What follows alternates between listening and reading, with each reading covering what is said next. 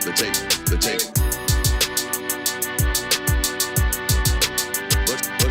grind. The tape. We do a little bit different here. We ain't gonna play. Shut up and grind the tape. Let's grind. We ain't gonna play. Them dogs in your face. Let's grind.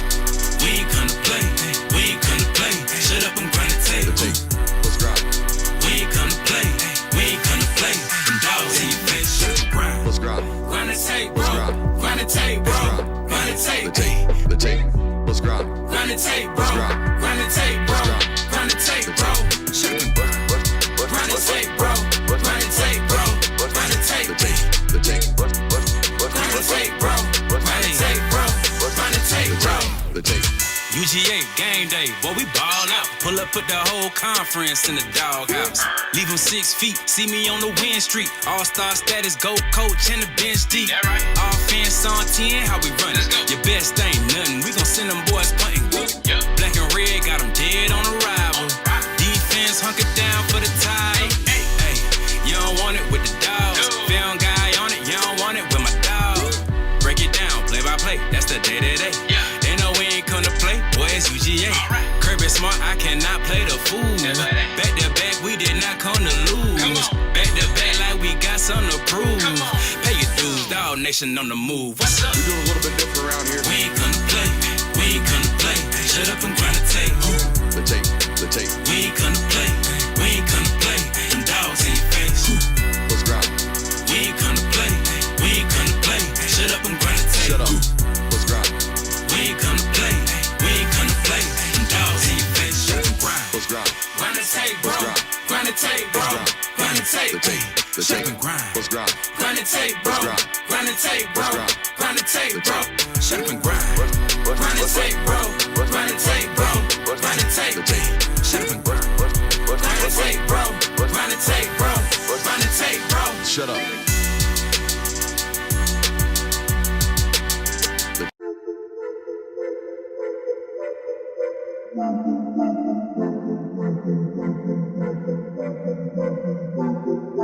Welcome in, ladies and gentlemen, to MBR, or as we like to call it around here, Nothing But Rants, the show where I find topics that I'm oddly passionate about and I pontificate upon them. These are not hot takes, but rather takes that I'm hot about.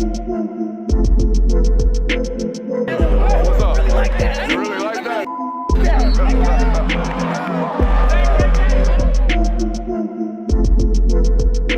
Let's shut up and grind some tape. Whoops. My bad. What is up, ladies and gentlemen? Welcome in to the Film Guy Network on a fabulous, is it Wednesday? Wednesday evening here on the network. Hey, happy October to you folks out there. Spooky season. I was about to say a little spooky season, The best stretch of the year begins today. It did. A little nip in the air this morning. Oh, man. A little nip. Not much. All right. We got a loaded show for you guys tonight. It is Wednesday, so we have What If Wednesday for you guys. We got film notes from an Arch Manning film study that debuted today. Anybody watch that? Show of hands. I watched like 5 minutes of it. Oh, buddy, just lie next time. We got Pavia quotes going absolutely crazy. We got a couple of teams on upset alert. We'll be talking about it today. We got buy, sell, and hold. Little college football playoff edition. It's an absolutely loaded show. Let's get to work. Make sure you hit that thumbs up button. Like, subscribe, and rate, review. And if it's your first time here with us tonight, welcome in. We appreciate you for being here. Hope you enjoy it. It's going to be a great one. Guys, let's start with the quotes around the premier matchup this weekend as Vanderbilt heads out to Tuscaloosa, Alabama in the rare get-back game for the Crimson Tide. What's up? Just the headlines of it all sound so fun. The premier matchup of the week is Alabama-Vanderbilt. Hey, look, ain't nothing funny about my 5-0 doors. No, I respect them. Ain't nothing funny about my doors. How many teams are you going to claim? Hey, hush up. Now. I mean, Hush up now. every team that catches fire is like, these are my doors. These are my Cyclones. These are my Dookies. Like, come on, man. I mean, I got my Cyclones and I got my doors. That's it. I see what he's doing. He's casting a wide net so that ultimately a one of real these teams, freaking wide net. I'm casting it on Vandy and Iowa State. Real bandwagon guy over here. Just saying, man. Call me. Hey, next thing you know, I'm going to be rooting for the Yankees. I mean. No, look. Here's the law of averages. One of those teams will probably make the playoff. Did you see the quotes today? I did see Yes. the quotes today. Now, I feel like Ty Simpson got a little victim of gotcha journalism. Yeah. I kind of went back. I didn't kind of. I went back and actually watched the video of said quote of basically, we're not going to let last year's mistake happen this year. I don't feel as if that's what he really said. I feel like he went through a whole 90-second spill, quarterback speak, coach speak, all the whole thing complimenting the other team. They've gotten better. We've gotten better. They're a great team. We're a great team. We let ourselves slip last year. We're not going to make that mistake again this year. Headline. Not going to make the mistake again this year. I feel like that's a little gotcha journalism. But Pavia is just being Pavia. Pavia's quote today was, quote, where is it at right here? If we play our game, it won't be close. And I went back and watched this quote. This quote was this quote. Mm-hmm. This quote was, yeah, it's going to be loud. Yeah, they're going to have a great home field advantage. But if we do us, we going to beat that butt.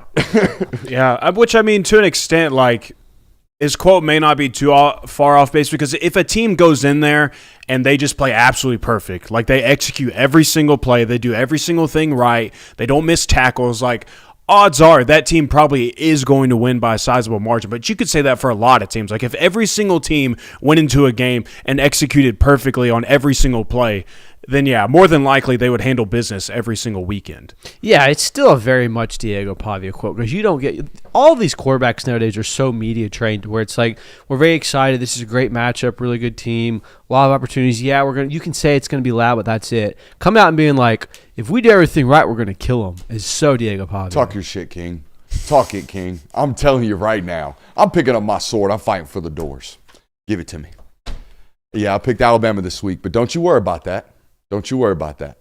I do love me a football player. You know this. Yeah. I mean, it's fair. I do. It's not shtick. At first, y'all remember my takes about Vandy this offseason when he was running his mouth? It was kind of all right, dude, hey, be careful. You're still Vandy. I wanted this humbleness about him. But now watching him play football, nah, dude. Your whole football team plays like you. The whole football team, like we talked about last night, has adopted this, I am better than everyone ever told me. I am what I thought I was. And I'm going to go out here and prove it.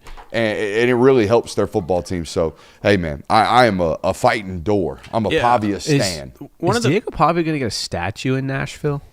Go 8-4, statue. 8-4. That's fair. What a dream. Beat Bama twice? Yeah. Yeah. I mean, I think Manziel said this. You beat Bama twice. That's the stuff they put up statues for. Yeah. I mean, he's probably not wrong. At Vanderbilt, what is higher than that? Now, what I do love, and I know it's a spinoff here, what I do love about this Vanderbilt football team is how their head coach talks about them as well. He gets asked, the video I sent you guys, he got asked at a press conference this year about making history, about do you get overwhelmed that you guys have really not won over there since, I think, 1935 or something crazy like that. And his response was, I don't know the history first and foremost, which is a lot. He played there. He definitely knows. But we're trying to make our own history here. This is game 5, he said, or year 5 of the program is what he said. This is year 5. We talk about it all the time. It's my 5th year here. We are starting a new line of history at Vanderbilt. I think that's a good mentality. Mm-hmm. They are kind of one of those programs where you don't necessarily maybe excuse some of the outlandish things that their players say, like Diego Pavia, but you certainly understand it where if Vanderbilt is going to be one of these teams, if they are going to actually compete in this conference and contend this year, then you do have to have some unwavering confidence about yourself. Bro, no champion ever has not talked about championship expectations all year. They didn't break it down on championship. You know what I mean? Yeah. They all do. If you expect to win, if you're going to win, you expect to win. That's how football works. I think that's how sports work. I don't think basketball teams that think they have a chance to win are out here maybe we'll get them. Yeah. Usually you not. kind of have to if you're going to go out and win football Sure, games. yeah, definitely. They definitely played differently though offensively this year with a much more of we can beat you, not let's get in situations where we might beat you. Like I said, I thought last year they were very methodical. They were very 12-play scoring drives, and we're trying to get out of here with a 31-28 win. Maybe the defense gets a couple stops. If not, we lose today. That was the example of Tennessee. They just couldn't get stops. Mm-hmm. Offense was doing what the offense does. But now they are hunting. They are seeking. Now, they haven't really played anything like they're about to play this weekend, but I believe in the doors a little bit more than I ever have. I thought I would ever, honestly. Guys, let's get into our next segment. A little buy, sell, and hold. What you got for me here, Curb? Introduce the segment to the folks. I just got a weird DM. So obviously this is buy, sell, hold, where we're judging it based on playoff potential. Are you buying, selling, or holding this team as a playoff team? We omitted 2 teams from the list, notably Ohio State and Oregon, because I think it's all collective. Yeah, that's a playoff team. Something has to go catastrophically wrong for them not to be a playoff team this year. So automatic buys, don't need to mention them. There's your prefix.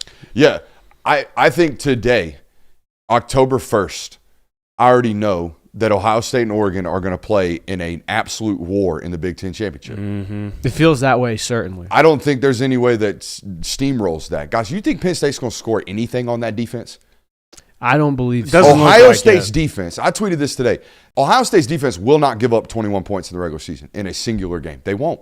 I don't think a single defense will score on them 3 times. No way.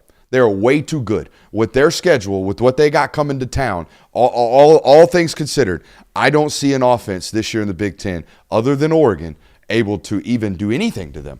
Offensively, guys, they've been so selectively anemic. Like, they got Jeremiah Smith and they're throwing for 220 yards a game. You know why? They ain't really opening it up yet because they don't have to. If you saw the way I told the boys today, if you saw the way their defense plays, you would be out here 3 yards cloud of dust and not dusting anything off in the playbook. You wouldn't open anything up until damn near December because you don't have to. Your defense, you can win games 17-3. And the threes because you gave the offense a short field because you were just out here messing around. Like, it's that bad. It's that great defensively right now for Ohio State. Yeah, I would agree. I mean, people are – and I would imagine that a lot of the doubts from Ohio State are probably coming from a side of – maybe you're not watching all of Ohio State's games, or maybe you're not really paying too much close attention. Like, you're just kind of checking the scores after the game, and it's like, well, they scored 24 points. They handled Washington, but they're not being explosive on offense. Like, they feel pretty anemic. That's just, like, that's where the doubts are coming from. You're going to have to beat them 13-10, and good luck holding their offense to 10 points. You know what I'm saying? In a game that they feel tight in, they're going to open some things up. Sure, yeah. I mean, Jeremiah Smith's able to run by you at any point. They just got to scheme it up at this rate. No doubt. I mean, that defense is something else. The 2 linebackers, Arvell Reese and Sonny Styles, and then y'all know how I feel about Caleb Downs. The world knows how I feel about Caleb Downs. Exactly. Make sure you hit that thumbs up button, folks. All right, let's move on. Go on to Miami. Start there. What do you buy? No, I got it. My bad. I was like, Miami. What do you think about Miami? You buying, selling, or holding Miami right now, October 1st, as a playoff team? I'm going to hold Miami right now. There's still some interesting things I need to see worked out here. I trust that offensive line. Carson Beck seems to be the real deal. But it's still Mario Cristobal. He's almost always found a way to stumble ahead of the finish line. Even last year when he had what we all thought was a Heisman contending quarterback, what should have been a Heisman winning quarterback had he not stumbled those last few games. Losing 2 games in 4 weeks to unranked opponents, that's bad. So I still feel like that's on the table for this Miami team. I'm buying them as a playoff too. team because of what the ACC has kind of become at this point. I think that they're the most complete team in this conference. I kind of feel the way about Miami now, the same way that I did about Clemson coming into the season of like they may stumble this weekend. They may lose to Florida State, but the odds of you getting yourself in a position where you're out of a college football playoff spot with this schedule and in this conference feel very slim to me. So I feel confident saying that this team is probably going to be a playoff team. I'm buying them because they've got insurance. They got through the first 4-game slate of theirs. I know Florida State's a tough opponent, but once they get past this one, who's getting them? Yeah, that's kind on of that my schedule. point. The last 6 of their schedule is get healthy for the playoffs. And the reason I'm holding that is because we said this last year of Georgia Tech's not getting them, Syracuse ain't getting them, and then they got them and they missed the playoffs. So yeah. I'm holding on Miami right now. That's fair. Fair criticism. I mean, you're fading them this week, aren't you? Yeah. I'm going to go with Florida State in this one. I think I picked them to win last night, or whenever we did predictions. I can't remember. Yeah, it was last night.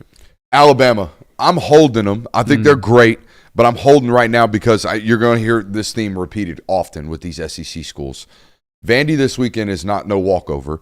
At Missouri doesn't seem like a walkover. Tennessee at home, not a walkover. At South Carolina, trappable for this football program at this point. LSU and Ole Miss. I think that says Ole Miss. No, yeah, Oklahoma at Auburn. Sorry. That's a tough slate. Very. I'm holding them as well because I can't remember a time that we watched a team one-dimensional its way to a playoff appearance. And that's kind of what it would have to be for Alabama. They have not run the ball successfully. They have not been able to stop the run successfully. Now, I get it. They've utilized screen game, and they've got enough weapons that it doesn't really matter. Historically speaking, you cannot win this conference with an inability to stop the run or run the ball. Correct. Like, I don't know what the stats are. It'd be a random pull right now. But when has a team ever won this conference finishing in the bottom half in both of those categories? No clue. Are they in that Are they in that range right now? Are they bottom 9 in this conference with regards to running the ball and stopping the run? Probably. And by the way, so, maybe they're that good offensively, passing the ball. Maybe they're that good defensive against the pass. So far, they have been, but I don't think they faced a They're gauntlet 14th yet. in both categories. Yeah, buddy. Historically, you ain't winning this conference doing that. So, especially not through that run. And by the way, I don't know if I said it last night, but 25% of the time, Alabama walks out under Kalen DeBoer and just lays an egg. They did it 3 times in a 12-game regular season last year. It's 25%. They've done it 1 time this year through 4 games. That's also 25%. We've got 8 games left, so there's still, 2 or 3. Oh, my God, they just did not look like themselves on the table here. Now, they could have righted that ship, and that could be past them, but the inability to run the football still scares me from them. My first thought of mine went to 2019 LSU, but Clyde Edwards-Helaire was so good that he got drafted. He was a 1,000-yard rusher. 1,000-yard rusher for them, I'm pretty almost, sure. I think 1,400. Let's go on to Indiana. Hold. You think so? Hold for this reason. What if Penn State, Illinois, and Indiana are all 10-2 at the end of the year, and Oregon, Ohio State are already in? So you already got 2 Big Ten teams in. You got 3 Big Ten teams that are sitting at 10-2. If Indiana does go 10-2, then that would mean that Penn State has the head-to-head against them. So Penn State would get in over them. So now you're talking about, is it Illinois or is it Indiana? And you're also talking about getting in a 4th Big Ten team at that point. This week will be a very, very big teller next week against Oregon will be a very big whether or not you're buying. Because if they look like they have a pulse against Oregon, I'll probably buy them just because the schedule's that favorable and you can 10-2 your way again to the playoffs. But if you get smoked by them, I'm selling it. I sold them, and then I wrote down buy, and then I got them at 10-2. So I'm holding it for that matter. I think this schedule is very 10-2able, but you're right. There's going to be a lot of 10-2 Big Ten teams because the conference is so big. No different than I think there's going to be a lot of 9-3 SEC football programs at the end of the year. All right, let's move on. Penn State. I'm a sell on this one. Yeah, I'm kind of selling too. Guys, at Ohio State, Indiana, and Nebraska, there might be 2 losses there. Still going to hold. Guys, against decent defenses, I don't know if they're going to be able to consistently move the ball. Still going to hold. Yeah? Look, I'm going to hold on them. Just hold them at a 10-2. I mean, they played good defense against Oregon, who we think is the best offense in that conference. So there's a good chance that they could defense their way to a 10-2 in this scenario. I think that they would be fine in that case. I'm going to sell it simply because I think that we came into the year saying, hey, you can go 0-2 against Ohio State and Oregon and still make the playoff. Now you have to go 1-2 against Ohio State, Oregon, and Indiana. And, oh, by the way, you can't slip up. We saw them last year try to do it against Minnesota. They haven't played their worst game yet. I'm very worried about Penn State getting out of this regular season as a 9-3 team or 10-2 with just not really impressive victories. So I'm gonna sell it. All right. Ole Miss, I'm buying. I'm holding. I'm holding. That schedule's so favorable. It's a favorable schedule, yeah. And they bought so much insurance, Jonathan. I don't care. I think people are jumping on this wagon way too quickly. I think it's way too early to be this high on Ole Miss. They have better quarterback play now. They don't have a guy that's turning the ball over. But, I mean, even we said, as good as he looked this past weekend against LSU, still some inconsistency there with his passing attack. And then on top of that, offensive line issues and a defense that is not producing havoc plays. I just don't know if I'm going to buy that long term, saying that they're going to make a college football playoff. I'm not convinced after seeing 2 weeks of Trinidad Chambliss and then play a good game against LSU at home that I'm jumping on hey, this team needs to jump up 9 spots in the AP poll. This is one of the 4 best teams in the country. I'm holding it right now. The schedule is favorable, and they very well could get out of there with 10-2, especially given the fact that they're undefeated up to this point. But again, Lane Kiffin has always been fishy about this, where you've got that November stinker coming, it feels like, so I'm going to hold. If they get out of Georgia, Oklahoma 1-1, they are going 11-1. Yeah, if they do that, then yes, they They will be in should. a prime position. I don't know. Again, it goes back They to get the SEC bottom at home. Yes. It goes back to last year, though, of like, man, they can just coast, and then you have a absolute egg against Florida last year. And it was like, oh, that's the Lane Kiffin special for you. That's true. So I'm holding right now. I mean, it could be a last week loss to Mississippi State that kicks him out of this thing. Are we all unanimously selling LSU at this point? Yes. Yeah, I'm selling that. Them. Yeah, that's Sell tough. them. And it's unfortunate because A quarterback gets hurt and that's it. Yeah, the But y'all can't quarterback's run the ball. injured. It's a long healing process for him. They say he's on the back end of it, but I mean, we're in the meat of this schedule right now, like the most important games of your They schedule. do get a bye. I look at LSU as kind of a watered-down Alabama, where it's like they don't really run the ball well. They rely a lot on quarterback and weapon play, but it's not as good as what Alabama has. And, hey, they've got a really good defense. Now, there are some nuances that are different, but I don't think LSU can Garrett Nussmeier, especially with an injured Garrett Nussmeier, their way to a playoff. So, Yeah, have we ever seen somebody just magically come back from these obliques midseason throwers? no. Like even baseball players, I feel like take like 6 weeks to figure this out. Yeah, it's a long-lasting injury. And, like, especially in this sport, in the position that he plays, like, who's to say he doesn't tweak it again? Like, he doesn't Who's react. to say he hasn't already? Yeah, like, it's just a very touchy subject for them. So They said they felt like this happened in camp, and it's lingered for. I mean, camp was late August. We're already 2 months into this, or a full month into this. Yeah. Huh. All right. How about Texas? Texas is You buy, selling, or holding Texas as a playoff team right now, October 1st? I'm gonna buy them. Oh. Gonna buy them. Whoa. I think that defense is. I got him legit. sold on the art study this morning. That's what happened. No. I think that defense is legit. Yeah. That schedule that they have still favorable. It's the same schedule they had last year. You could lose to Georgia. You could lose to Oklahoma. Or not even Oklahoma, because who knows if John Mateer is going to play. So let's say you lose to Georgia, you lose to Texas A&M at the end of the year. They have 3 losses. You're right. They do have 3 losses. Ohio State going to get them. I'm holding right now. All right. You changed my answer. I'm going to hold them. I'm holding them. I'm holding. That defense is good, though. The defense is so good. The defense in the run game going to get them to maybe. Going to give them a shot at 10-2. Yeah. Not going to count them out type of. I'm holding them because you're going to get, we think, a John Mateerless Oklahoma. That's the assumption, and you play Texas A&M at home. That's your 2 advantages there. So I would put you favorable in positions for that. Circling back on the LSU conversation, Quinn Ewers had this last year. Yeah, he did. You're right. And never looked the same. No, he didn't. Still doesn't.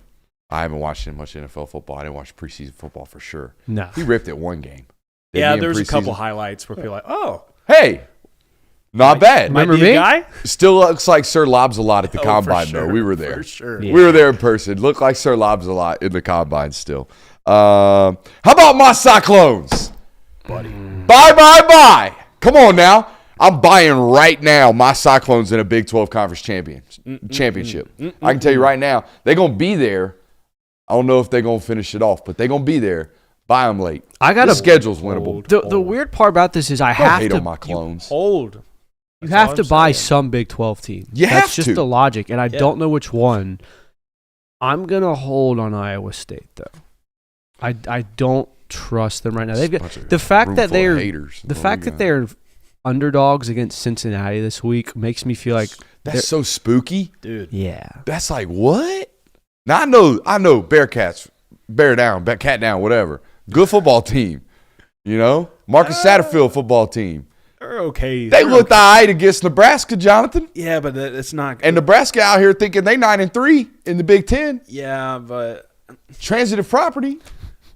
Oh boy, the whole conversation's cooked after bringing that one up. You're right. You're right. Still holding Iowa State because, in my opinion, that would mean I'm buying 2 Big 12 teams as a college football playoff team, and I don't know if I'm going that far in this conversation. Don't know if I'm ready to do that. Yeah. Who else did you buy? Okay, we can go this one. I'm buying Texas Tech. Ooh, I'm buying Texas Tech. As much as it kind of annoys me to buy this team right now, it's just what it is, in my opinion. I think that they're. Why does it annoy you? What's that? You don't like buying championships? You don't like that? They just feel like one of these slimy teams, man. It's not like it doesn't feel good in my heart to like. I don't know. It just feels weird. Oh, so it's wrong when they do it, but it's cool when I do it? No, that's not what I'm saying. Texas. Why you mad? Little man got the big stick nowadays. I'm not mad about it. I didn't like. if I was mad about it, I would have said I'm selling them. I wouldn't have even said that I was buying them. But it just feels different. Texas Tech gives me the vibes of one of those local franchises. Like we've had a grassroots operations and they're backed up by a big corporation. It's like you're not as wholesome and lovable as you're making yourself out. It's like if the Tampa Bay Rays got funded by Saudi money and just started having the highest payroll in baseball. Yeah.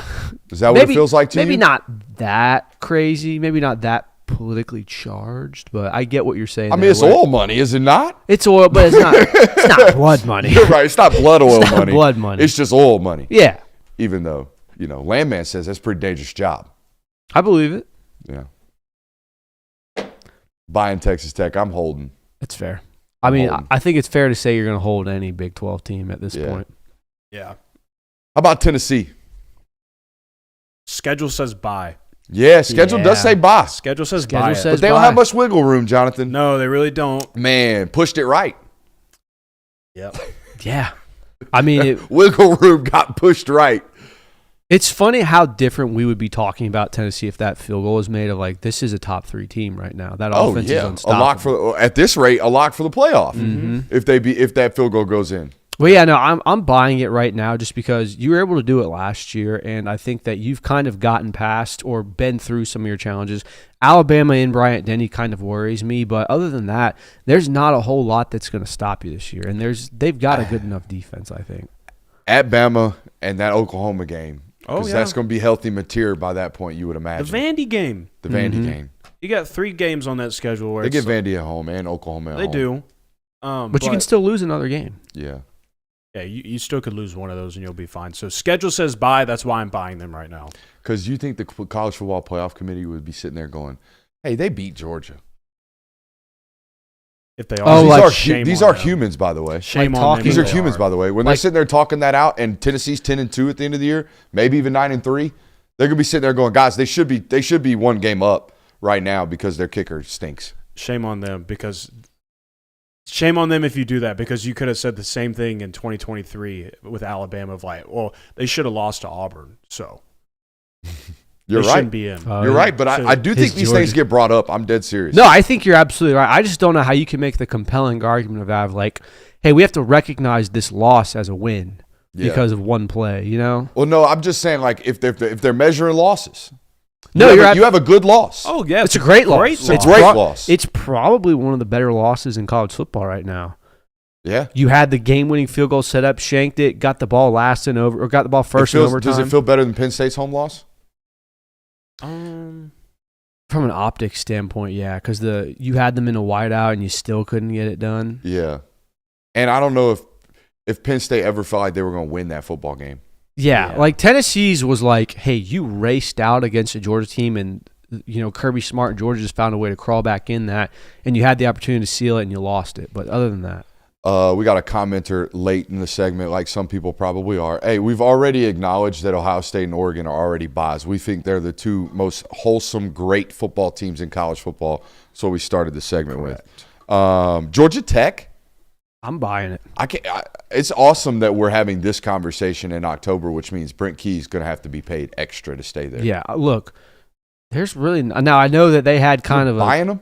Yeah, Dude, Haynes King might be in a wheel, might be on crutches. That's safer. On crutches by November. I just can't buy it, man. Got to be later in the season for me to start buying them as a playoff team. That schedule is so favorable, though. Like, there's not really a conference team left on them where you go, oh, man, Georgia Tech's going to have to really strain for that. Now, I know they just had to strain to beat Wake Forest. But Wake Forest head coach thinks they should have won that football game. Mm-hmm. Probably has an argument to that. But honestly, I'm buying it. I'm not buying them right now because you don't have that great win right now for me to be like, okay, yeah, these guys are legit. I mean, they rushed the field against Clemson. Yeah, good for them. them. Top 10 win at the time. Yeah, but it's not. That's the point. So a long way to go for me to be saying Georgia Tech is buying as a college football playoff team. This is a value buy for me. Okay, a value buy. He says. He's buying low. I'm holding Florida State. I'm holding every ACC team but Miami. I'm honestly gonna sell Florida State. I think we gave them. Not a fan of Tommy Turnover. I think Thomas Castellanos is a fine quarterback. I think he goes by Tommy. Tommy, does he? Yeah, the TV networks call him Tommy. He's listed as Tommy when they put up graphics. Oh. He's chosen Tommy. My bad, bro. I didn't mean to call you by the government name. I think Tommy is a fine quarterback. I think that offense is miles ahead of where it was last year. I think, they're going to be a good offense. They're going to get teams. My problem is they're not really a push the ball down the field type offense, and their defense has scared me. I also think that we've given somewhat now. It's a great win. I think we're giving a little too much value to that Alabama win. Like, we had them in the top 10 because they beat Alabama.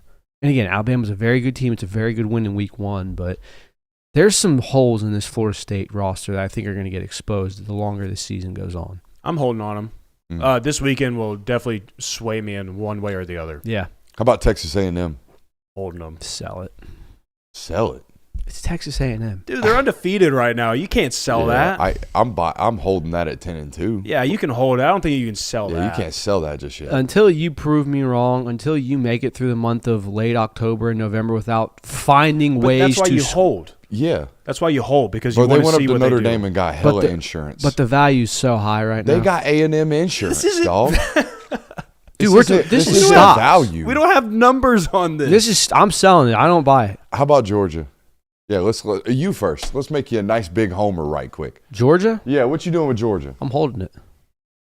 Okay. Out here selling an undefeated, just beat Notre Dame on the road 2 weeks ago. Football team. Come on, man. Name me the season Kirby Smart's lost more than 3 regular season games. I mean, I can't. Exactly. Other than 2016. Name me the first season year. Texas A&M is finished with less than 2 losses. 2020. They went The 10 game schedule? Yeah, they went 9-1 though, but you can't dismiss it. Okay. You asked it. Okay, they lost out on 3 games there and got think that's- destroyed by Alabama. That's So so crazy. egregious to sell, though. I'm selling Texas A&M. Until that, this is my classic. I'm trying to get But stake a claim right quick. This is James Franklin in top 5 teams. Until you prove me wrong, I'm not buying it. We've seen Texas A&M be the top 10 team in the month of September and October before. I've seen this movie hundreds of times. Until Georgia beats Alabama from now on, I'm not buying that either. But you want to talk value, like, why not hold? Because you could run yourself into lot more money. They have to go 1-2 against LSU, Missouri, and Texas. Florida, Arkansas, South Carolina are on the schedule. They have 6 remaining conference games, or 7 remaining conference games, and 4 of them are Mississippi State, Florida, Arkansas, and South Carolina. That's great. Okay. That's great. So you're holding Georgia. Yeah, I'll hold them right now. I'm holding them as well.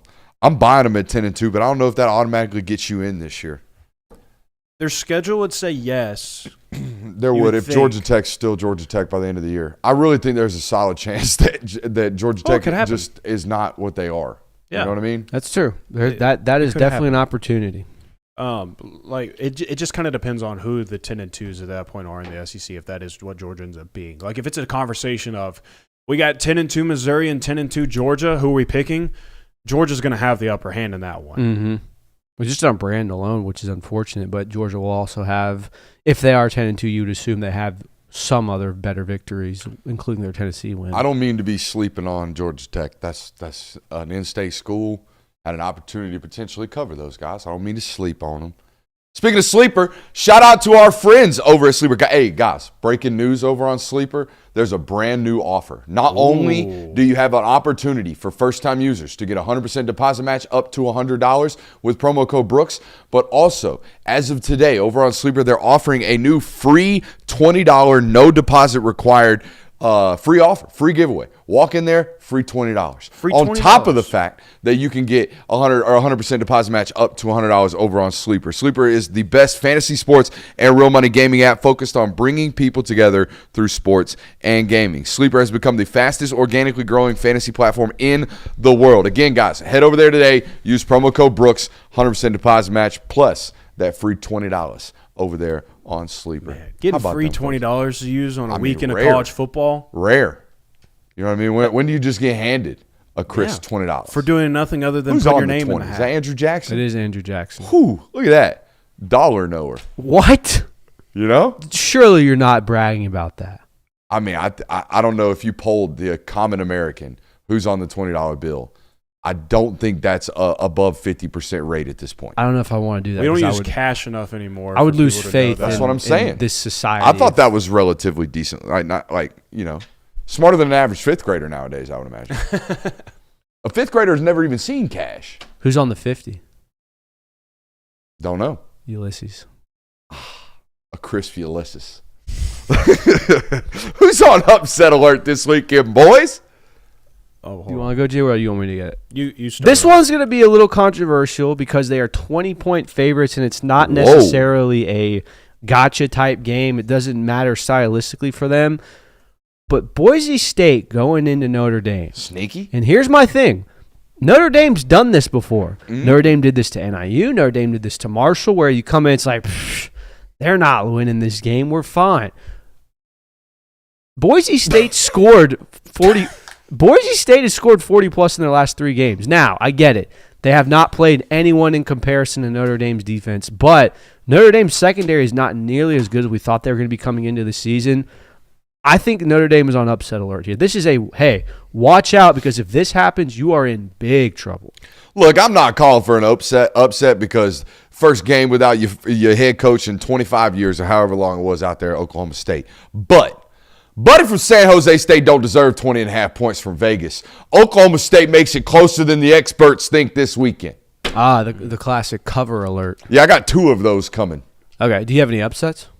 Yeah, my alarm clock Sunday morning. My alarm clock Sunday morning going to be upset as hell because I'm going to be up late Saturday night because, hey, Mensa and the boy Sagapatule going at it at 10:30 out there in Cal. How about that? That's going to be a good one. My Sunday alarm clock going to be pissed because I'm going to be up late.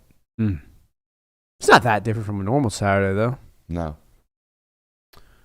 For me, I think there's a sneaky one to where one of these Big Ten teams that thinks they're still in the hunt, still in the mix, kind of hovering around, still got to prove themselves. This could be one of those games where you overlook them because you got something else on the horizon, trying to look forward, and it's like, this team, this isn't one that we're worried about too much. But the line is sneaky first off. Vegas knows something. Michigan State versus Nebraska. Nebraska minus 6.5 going into this one. Michigan State played USC close. I think closer than a lot of people thought. I mean, it wasn't exactly what I thought it would be. I said Michigan State would be close in that game. It'd be one of those late-night games that you look up on your phone on Sunday morning, like, oh, Michigan State put up a fight against USC. I think it could be one of those, and I think it'd be one where the Spartans pull it out. Aiden Childs, good football player. Very good. Jonathan Smith, good football coach. Good name. Yeah, you know it. Should not be named John. No John Smith. Can't be out here rocking John Smith. Jonathan Smith, the Michigan State head football coach. Got a program building out there. We talked about it before the season.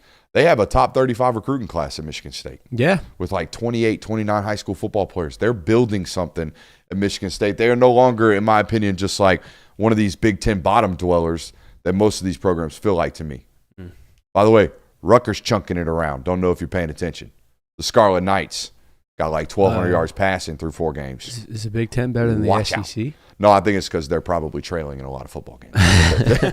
They're chunking it. They're 3-1. So they can't Look at be the Scarlet trailing. Knights. Can't be trailing in too many football games. They're 3-1. No way Oklahoma scores 45.5 points enough to cover against Kent State this weekend, right? Kent You State's a wouldn't think. bad football team. I know Kent State's a bad but football team, but hear me out, man. Michael Hawkins, it's not only has he not played a lot of football, how many reps you think he's gotten in Ben Arbuckle's system? not Like, nearly I have as no Jack- doubt that Kent State's probably going to put up a goose egg this weekend, right? Oklahoma's defense is insane. We all agree with It'd that. be Yeah, shocking yeah. if they got double digits. Correct. But, like, Michael Hawkins has taken, if I said he's taken 300 total snaps in practice as the guy, would you say over or under since Ben Arbuckle got there in February? Probably over, honestly. You think so?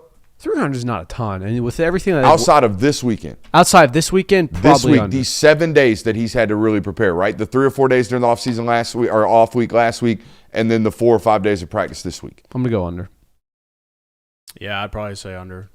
They're way better than Kent State. But like, what if they only score 38 points, 42 points in this football game? They might not cover. No, Yeah. it's a great point. They're not going to get upset. I'm not saying that. I'm just saying 45.5 points is a lot. They're That's on what I they're think on is not a going to lot. cover alert. Yeah, which is 2 of my 3. and the other one's my alarm clock. I don't know if you So can, you don't have an upset. Hey, I'm not saying I mailed in the segment, but I might have. I don't know if you can classify this one as a true upset, but by rule, I think you can classify this as an upset. Virginia Tech -6.5 against Wake Forest. A yuck fest, huh? Yeah, and I know that Virginia Tech is in a really bad place with their program right now, searching for a head coach, trying to get they have attention diverted elsewhere at the moment. And again, Wake Forest had a close game against Georgia Tech. So I understand that this isn't like one of these premier whoa, Virginia Tech lost to Wake Forest. What's going on over there? But by rule, I think that the Deacons could definitely get it done. Another sneaky line I saw flipping through ESPN this morning. How about Virginia, the ranked Virginia, going on the road as a 4.5-point dog at Louisville? I'm That's a confused weird about one. Louisville right now. They're That's a undefeated, weird not one. ranked. Nobody's talking about them. That's the way they wanted, Jonathan. Keep it That's quiet. the way they wanted about the Cardinals. Keep it quiet. Here. I hear They you. want you out here whispering. Miller is playing mid-football. Mid-football. Crazy. Anything else? Not from the upsets. Hey, I had a film study released today. How'd it go? I mean, I thought it was enjoyable. Didn't you, Jonathan? I did. Very insightful. We watched Arch Manning, and obviously most people who saw the stat lines or watched a couple of highlights probably thought that was the Aura Arch game. He got it back. He's back. He's uber confident. Look at the stats. He tore up a mid-major like you're supposed to. A couple wild throws in there. However, we went and watched the film, and there was this moment, guys. It was very, very interesting to see about, I'd say, 19 plays into the football game. The 19th play of the game, I think they're in a third down. They motion to empty. Sam Houston brings a cover 0 blitz. They are definitely going to hit him. They've got 6 guys in the blitz. You've got 5 guys in the protection. We've got one little switch release for Ryan Wingo. All right. And Arch Manning stands in like he's supposed to and takes an absolute shot from an outside linebacker and gets the ball off to Ryan Wingo. It's 12-yard reception. Boom, bang, boom. And then it unlocks him. He has a throw to DeAndre Moore that's just absolutely, NFL caliber. It's a deep over against cover or 3 high safety look that he fits over 2 underneath hook defenders, and it's beautiful. There's a deep ball to Ryan Wingo that he lets loose. That's absolutely, it's great. It's what we watched in the 2 mid-majors last year. Mechanically, a lot better than it looked. But those first 18 snaps of the football game, he still looked like a very jittery football player. He looked like a guy that was way too early on everything. There's a read option screen pass in that where he's got an option to give the football off or throw the screen route that they got out in the flat. And he is double clutching an RPO, which means we're just not patient enough riding it out. We're just not comfortable in the offense. First play of the football game, they got a 45-yard explosive for him right in front of his face. He's looking at it, just checks the ball down. And then it's like he gets lit up, and it just unlocks everything. He starts playing football again. And I told you guys before the show, and I wrote it down in my notes while watching the film, it's like they spend so much time trying to get this guy comfortable as a passer. Drawing up chunk play after chunk play for this guy, and he's just not seeing it. He's very jittery. The mechanics are all overthrowing, yanking left, just all crazy, just like we've seen the first 3 weeks. And then he gets absolutely obliterated, and then he just plays football. So I think they need to focus more on getting this guy his first contact in football games, getting the football player comfortable and just letting him go out there and play instead of trying to get the passer comfortable, if that makes sense. And the way I can best explain this is every football player that is a non-quarterback has the feeling pregame of, man, I just got to get that first contact out of the way. You're anxious as all get out until that first moment where you feel contact and you're like, oh, I've been doing this since I was a kid. I'm fine. Everything's good. We're back to normal. I think they need to get this kid hit, and I never think I thought I would say this about a quarterback. We got to get the quarterback hit? What? I think they need to get him involved in the run game early, maybe let him shoulder a guy. Make sure it's his left shoulder. So run him to his right and just let him get some contact, Petey, and then maybe it'll unlock something, because it definitely did in that football game. Yeah, he looked like I don't want to say completely different, but he certainly looked more confident. He was playing the position like you kind of thought he would.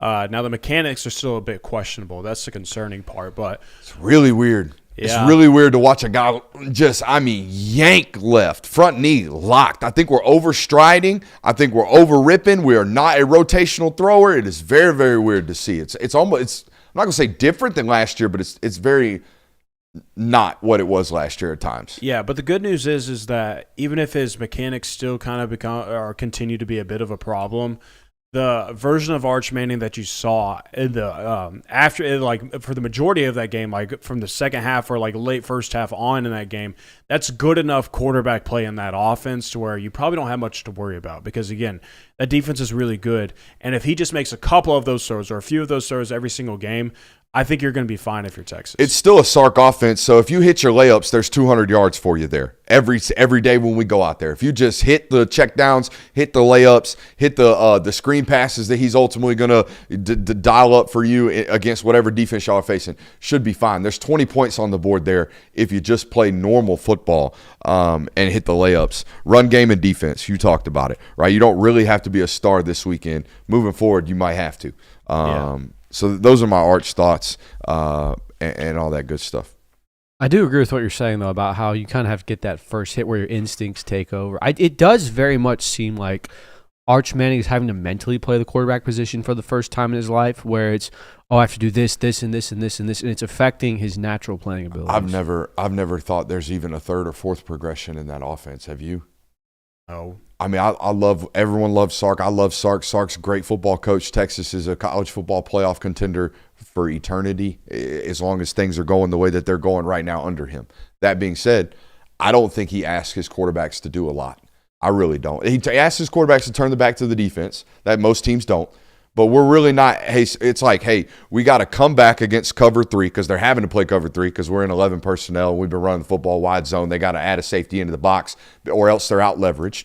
We got to come back right here at 15-12, and we got a deep over. If the comeback's not open, click to the deep over. It probably will be.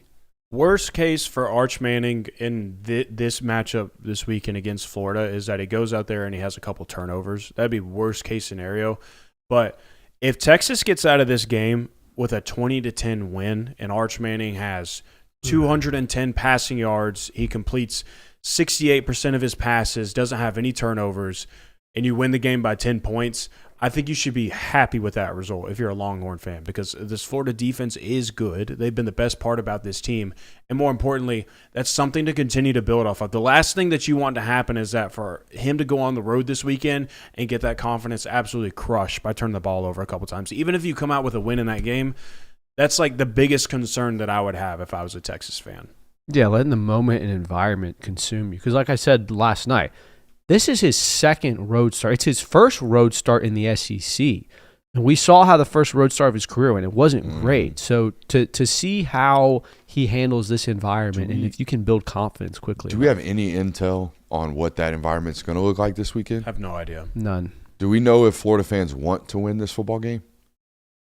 That's the thing is that's why this game's so hard to judge. I just don't know. Because I have the thought process of like, dude, if you're 19 plays in before you actually start to play the quarterback position, y'all gonna be in trouble. Mm-hmm. Like even though this offense on the other side is what it is, or we think it is what it is from Florida. Like if it takes you a quarter and a half to get popped, to feel confident, to have your moment where you can be a football player again, like that's a bad way to get going. Some people think Florida's going to get up for this. I just don't know.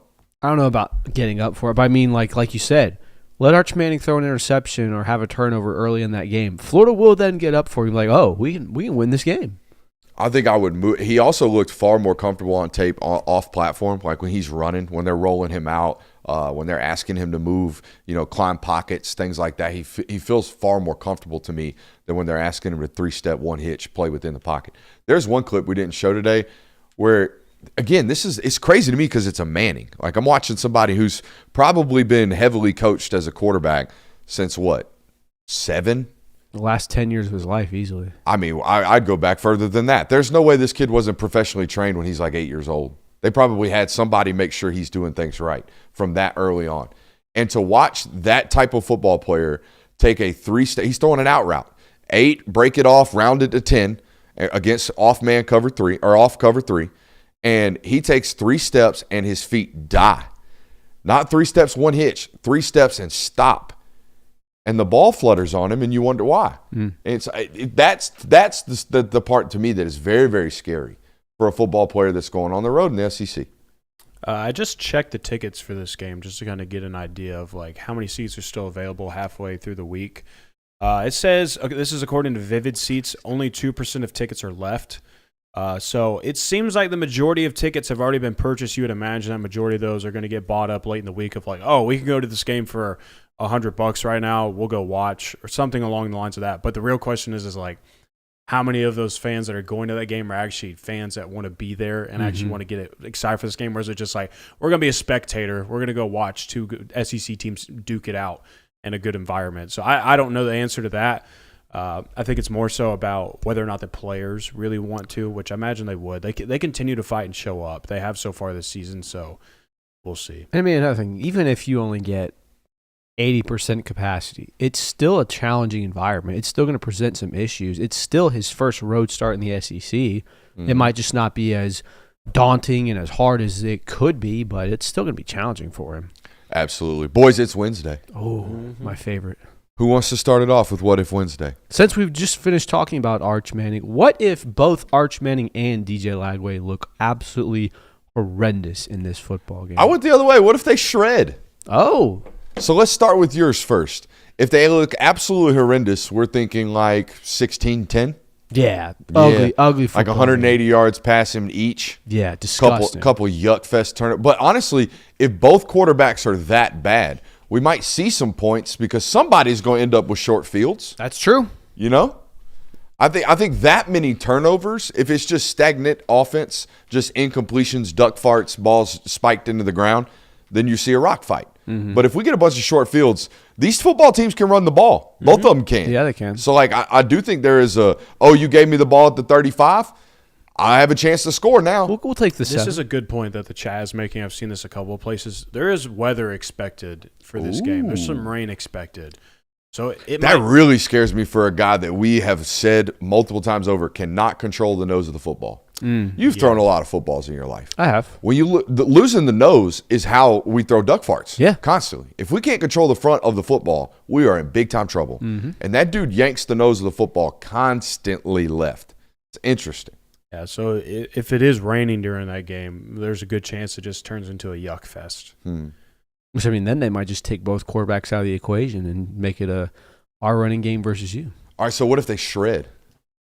DJ Lagway, you just earned yourself a $1 million ticket in the transfer portal this offseason. Congratulations. You think it's that? It's going to be close to 2.5. I mean, Jackson Arnold got 1.5. Hey, it'd be one game. Jackson Arnold looked like some poop last year. Fair enough. Maybe Auburn will. There's a sucker out there named Hugh somewhere. Yeah, somewhere. Yeah, but I think if they both shred, you get, Arch Manning's really back. We thought he was back against Sam Houston State. Now he did it against the SEC team on the road. If that happens for DJ Lagway, I think that we're all like, oh, it's good to see DJ Lagway's finally playing to his potential. He's going to get paid a lot of money next year when he transfers. I don't even believe in that what if. What if Minnesota finds a way to Big Ten Ohio State this weekend? I mean, is there any way you can get that like 10-3 at half? Yeah. I mean, it's possible. Just defense them? Anything's possible.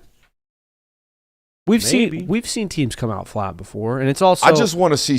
I think someone's going to have to score on them for them to even feel threatened offensively. Yeah, that's totally. I just want to see something. I'm trying to see something. I feel like that meme of that guy poking a stick at Ohio State's offense. Like, bro, give me something. Just show me something, please. I mean, if PJ Fleck breaks out the elixir, the Buckeyes. Elixir ain't changing this one. This one's in the shoe, Bubba. They're in trouble. They in trouble. This what if shouldn't even be on the list. Yeah, that's what I'm saying. I don't even believe in it, but I just want to just do something. Go beat the. Did PJ Fleck say something nasty about Ryan Day recently? Like, please, maybe. Can I see something? I kind of alluded to this with Notre Dame, but what if this is the upset week? We were looking at the slate earlier, and it's like, we feel like we know what's going to go down this weekend, but Boise State Notre Dame is an interesting one. Texas Tech at Houston. You're really selling this Boise State football team, huh? You're trying to feed us this. We've seen crazier things happen, guys. I don't know. All I'm saying is we've seen it before. It's happened before. Texas Tech's at Houston. We just talked about Texas at Florida. That could get scary for them. Vanderbilt and Alabama, 10 points. I know that everyone's kind of high on Alabama right now, and they should be, but we saw Vanderbilt do this last year. I also think people are kind of sleeping on the Mississippi State and A&M matchup. What if this is the weekend where we walk out and we're like, oh, my God, college football, as we know it, just got blown up. All of our playoff brackets are in shambles right now. I mean, it's certainly bound to happen. You don't have a week in it. You don't go an entire season of college football without one of these. So it could happen. I can sit here and tell you that I don't think it's this weekend, but it's never the weekend that you really expect it to be. So, I mean, of course, it could potentially happen. What if the Big Ten is better than the SEC? At the top, I think it is. Okay, that's kind of what I was going to argue. Is at the top right now, I think it is. I think there's a clear-cut 2 really, really good football teams, and both of them are in the Big Ten. Mm-hmm. Yeah. I think you guys swallow yourself. I mean, you're regionally located, and you recruit the same pool of football players. Up there, the entire Northeast is recruited in large, dominated by Ohio State. Yep. And the West Coast has been dominated by Dan Lanning. Mm-hmm. He dominated Texas. Mm-hmm. Dakari Moore is a Texas football player. Mm-hmm. He's their best offensive weapon. As a true freshman. I definitely think that the top, and it's been that way for the last 2 or 3 seasons now. Hell, they've won the last 2 national championships. The top of the Big Ten is better. Also, it should be noted, like this, the rev share model, if it actually applies, it's not as much of a burden for Big Ten football teams as it is for everybody else. Their TV contract is larger. It's considerably larger. Isn't it like $20 million a year per school? Will you look this up for me? I believe, if my memory serves me correct, you get $80 million as a member school annually as a Big Ten school and $60 as an SEC football school. There is a significant gap. I don't know if it's 20, but you do get more money for being a Big Ten I think school. it's close. It's got to be north of 15. But nonetheless, they have more resources. And we live in a sport in an age where resources matter. And they have a lot more competitive, not a lot more competitive basketball schools. They just don't have as many we got to win in football schools as there are down here. What do you got for me? It says in 2024 fiscal year, the Big Ten distributed $63.2 million per school to its longest-standing members, with newer members receiving a smaller, phased-in amount. These payouts are from media rights deals with so 63, between 80 to 100 million annually per school. 80 to 100. And what's the SEC? Do we know that yet? So I was relatively correct. 80 to 100, pretty soon. It says approximately 52.6 million for SEC teams. Makes sense. That's a large net difference. We're talking about the hit of the rev share model. Definitely. Between these two schools covered by their TV contract, which is crazy because the ESPN games do buku numbers in comparison to the Big Ten games. Yeah, I don't know how that works out, actually. Did Greg Sankey get hosed by ESPN? Maybe. I think he did, but not maybe. He got hosed. It's more, did CBS get hosed by the Big 12 or the Big 10? That's a good point. I think the Big Ten one happened after. And they have 2. Mm-hmm. They have CBS and Fox now. Mm-hmm. Yeah. So that changes things, I would imagine. What if Virginia absolutely handles Louisville on Saturday? Do we have to look at that and go, "Oh, this is not happening, Kirby"? That would never be happening. No, you see, the whole point of this segment is you hypothetically say, "What if it did?" Oh, It's not asking. You're will this happen? You're right. Well, then Virginia's real. That would be my takeaway from it. I know Chandler Morris is a good football player. Yeah, I know that Louisville's not necessarily a ranked team right now, but everyone respects them. It would be weird to come into this season thinking, Virginia, and then walk away and going, oh, after 2 weeks, they are now a playoff contender. It would be very interesting. If they handle them, then yeah, you take them seriously. You put them in that category of Miami, Florida State, Virginia, then whoever, like SMU and Georgia Tech at this point in time in the ACC. Like before this weekend even kicks off, like if that happens, that's the category that you would put them in at that point. No chance this happens because they're putrid of a football program currently. But what if Penn State struggles offensively against UCLA this weekend? Boy, sell. One more time? Sell. That happens. Yeah, if that happens, you might need to be like, hey, do we need to move on from Drew Aller midseason? You know who got scapegoated? And I feel bad for a guy as a fellow hair gel wearer. That Sinceri guy that was at Indiana as an assistant last year takes his first OC job ever at UCLA and is fired within 4 weeks. Yeah. That sucks, man. Yeah. That dude had such a – this is a lesson to be learned for young football coaches. Like the ships that you jump on can sink your own career if you're not careful. I'm not saying this guy's not going to get another shot, but he was a young, promising football coach that was tied to a lot of promising recruits. This guy recruited really, really well as well.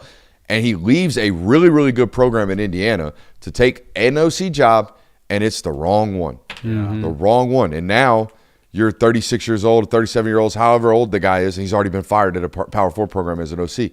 It's going to take him 6 more years to get another one of those opportunities. Yeah. It's definitely Sucks. unfortunate for him. Sucks. But no, that UCLA program is reeling right now. It's bad. Now, this is a real one. If Malik Washington shreds Washington this weekend, we're going to have to talk about Malik Washington. Mm-hmm. I mean, I already want to have a talk about him. He's on my – we're watching you. We see you. I see you out there. It's a true freshman – or redshirt freshman? True freshman. Can't remember. He's a true freshman. Out here shredding for Maryland. Yeah, no, Maryland's been – or at least he's been a surprise for Maryland. Maryland's not necessarily a great team. But He's a true freshman. If Malik Washington looks that good, we're going to have to talk about not necessarily anything other than, hey, where's this kid transferring to next year? Because I think that's the reality of it. I think if you get a Malik Washington at Maryland, he's not sticking around. You mind handing me that? Oh, yeah. Yeah. Spur of the moment? Yeah, spur of the moment. Oh. This shall be interesting. Had a couple conversations with people tied into the coaching world and around the coaching world today. Mm-hmm. We got athletic administrations out here dragging their feet, firing football coaches in hopes that their rosters don't get pillaged. It's happening all over the place. I have it on good authority that a lot of these jobs that aren't quite open yet, they already know who might even be getting the job. We got folks making moves out here in college football, anchoring for jobs, angling for jobs, getting jobs, spoken word for jobs that ain't even open in college football. So how does firing a team prevent you from getting your roster pillaged? You haven't seen what's going on at Oklahoma State right now? Their best football players are selectively redshirting because they've only played 4 football games. Right. So I think you're going to see guys get fired game 5 now moving forward. There ain't no, he's obviously not the guy week 3. So here's what I'm saying moving forward. Okay, I see what you're saying. If you're a young football player that may be playing your last year of college football at any point, and 3 weeks in, you're obviously playing for a lame duck football coach, they have chosen as an athletic administration to make sure you are pigeonholed right there. Don't let it happen to you. Don't let it happen to you. So pay attention 3 or 4 weeks into the season. If you're one of these programs, I think Florida has half a dozen football players, maybe more, that probably had their last year of football just chopped. Now, maybe they come out and fight and beat Texas tomorrow, and this all sounds stupid. But I do think it's happening. I think there are people dragging their feet, pinning their football players on their own roster. Yeah, I mean, I wouldn't discount that at all. And I'm not saying it's just Florida. But I think there are some other things going on, too. All right, this is my final one. Come on. What if Clemson loses to UNC? Yuck.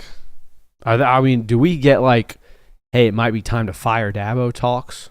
You lose to that football team, you have to. You don't have to fire him. You better be having the conversation, though. Like, the administrators better be getting with the donors and talking about, hey, this might be coming. We need to have a serious conversation that this might need to happen. And if you're not, then that buyout's 100% I don't guaranteed, care. like $50 million. We're talking about a football team that would be starting the season 1-4, and you lost a game to UNC. Yeah, you might have to. 1-4. 1-4. 1-4 with 3 losses to unranked teams. With the highest rated talent roster in the conference, not named Miami. Correct. And oh, by the way, And you didn't play them in that 1-4 stretch. And by the way, your one win was a less than 20-point victory over Troy at home. Like, Clemson's bad this year. Like, not even like. Sorry, $62 million. You can't. Well, guys, it's okay. You can't. Hey, you could. Jonathan, you can't. They're You trying to could. buy their way out of the ACC within 4 years. You could. can't. You could. How is it structured? Because if it's a DeBoer's type deal, you'll be fine.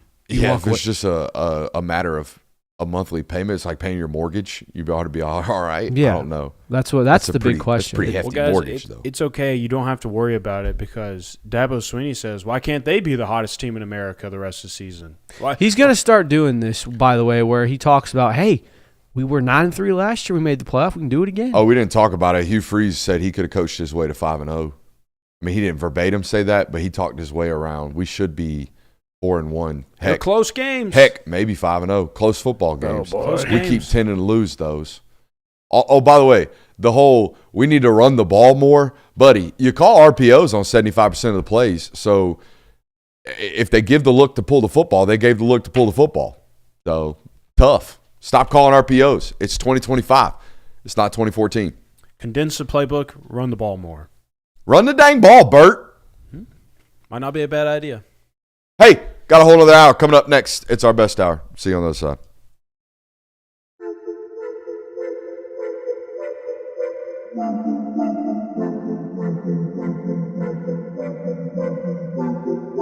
Welcome into Talk the Dog, the show where we find a bone to pick and a take to give. These are not hot takes. These is dog takes. Can I talk that dog? What's up? You really like that? Let's shut up and grind some tape. It is just me. The other two are just, I guess, dilly-dallying around, not taking anything seriously. So it is just me for the local hour as of right now. So welcome in. We got a loaded hour as we always do. We're going to talk some dog. We're going to give you some Kentucky predictions for this weekend's matchup. Officially moving on to Week 6 for the Bulldogs. We're going to talk about we got What If Wednesday for the Bulldogs as well for the Talk the Dog hour. We're going to bring those to you as well. Future schedule check following the Alabama loss. Going to look at some of the games later on in the schedule. Does it make you worry about some that maybe you weren't? Does it change your opinions on some of those? We also have Kentucky film notes as well. Going to be bringing you a film study tomorrow on that. Going to preview that for you, kind of tell you what to expect from them, what they're doing. So all that good stuff. Hey, make sure you're hitting that thumbs up button, like, subscribe, and rate and review. And several hundred people in here, not enough likes. Let's go ahead and get those thumbs ups in the chat. Fire off in the chat. Hey, I've decided. Here's what we're going to do moving forward. We are going to take any type of question you want, any super chub, we're going to hold towards the end of this local hour. We're going to answer them all. Okay? If it takes us 35 minutes. Y'all down? Mm-hmm. I'm down. Just new rule here on the network. All right. How about that? All right. Yeah. He already gave you the rundown. I feel inept. I don't even know what to do now. We just dive right in. Just keep going to the show. Right into the film notes? Let's do the film Let's notes. do the film notes. I got Kentucky film notes for you guys. Let's get these right here. Defense is thick in the middle. Big old nose tackle. Nose tackle 6'3", 320 pounds. And he wear a nose tackle number. Guess what number he is? Is it single or double? Oh, no. It's a nose tackle number. I don't like nose tackles wearing single digits. Okay, well, I mean, 96. I'm going to go No. 98. Even uglier. Way uglier. Is it in the 80s? He's rocking 60, boys. He's rocking 60. That's not a nose tackle number. Yeah, it is. He's rocking 60 at 6'3", 320 pounds. David Gusta. G-U. Me Gusta. I knew that was coming. Yeah, me gusta. All right, I love me a big, thick nose tackle, and that's what this guy is right here. He is really, really hard to move. How tall is he? 6'3", 320. Okay. Ooh, he is thick. Me gusta. Very counterable football team, though. They play an odd stack or an odd front out of most fronts. They're trying to be 4-2-5 mint, but they really are. They seem more like an odd front to me, and they kind of hover this number 2 football player who you're going to learn about. He's their version of Quay Rousseau, 6'2", 248 pounds, another thick football player. Guys, the box is filled with big football players, as you would expect. It's SEC. No, it's Kentucky big. They don't prioritize speed. They prioritize size out there. You will struggle to run at them. I do think you can run around them. Mm-hmm. Like most SEC football teams, I don't think anybody can be ran at, except right now Alabama once to 6 times a game, depending on how many times they stack gaps. That's really the only thing about them. You're going to have to run around them oftentimes. So it sounds like they're going to dust off stretch zone. I mean, yeah. I mean, you tried. I went back and watched the 4th and 1 play, by the way. Shout out to George Foster. That's wide zone. They're trying to hit outside zone. Mm-hmm. The track of the back, he is flat going outside, which meant it's actually probably on the freshman right guard, not the freshman right tackle. Supposed to pass that all the way down. George and I had a pretty lengthy discussion about it today via DMs. So shout out to him. He's correct. It's the other freshman that probably busted the assignment. Bottom line, don't be playing fast in that situation. I think that's the lesson learned moving forward with young football players. Their linebackers used to be all like, JDJ. Yeah. I don't care if he's 250 as long as he plays in the run. That's normally what they got going on. They got 2 of those, and then they got basically a safety playing linebacker. Number 7 for them is like 6'2", 217 pounds. The other linebackers are damn near 250. Jeez. Like they're big. They fill in the run. They let 7 play that rover Tampa 2 a lot. I see a lot of this in college football now. Do we have Epic Pin ready? I'll get ready. I see a lot of this now. I think, it's an NFL thing. A lot of teams playing too high, but I think it's become a college thing because teams are watching what Ohio State's doing right now. Where you just kind of let your best football player and most instinctual athlete hover in the middle of the field. I saw Georgia try to do it with Jonah Aguero, but he just keyed into a late blitz. Did you see that on film study where Jonah just triggers out of nowhere and runs downhill in the middle of his Tampa coverage? I think this is a new trend in college football. Let's go to the board.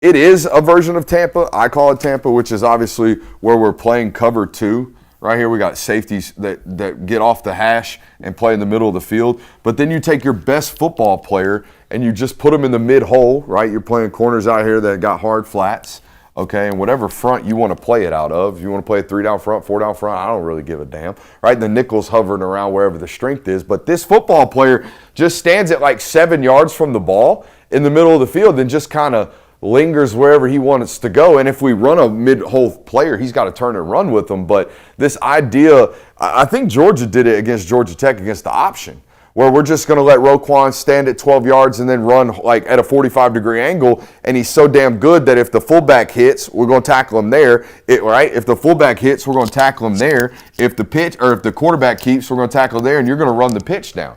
Same thing almost this way, but we're just going to let him be a free player. And if he's our best, most instinctual player, he's going to take care of all of the junk that all these teams are running. Everybody's running deep overs. Everybody's running mesh. Everybody's running crisscrossers, right? Scissors. Everybody's running stuff like that. Put our best player in the middle of the field, let him hover and linger and make plays. A lot of teams doing this. They are one of them, okay? They will get into this invert Tampa and play a little cover 2. But their base coverage, in my opinion, based off the games that I have watched in the history of knowing Kentucky football, they're going to be a cover 3 football team.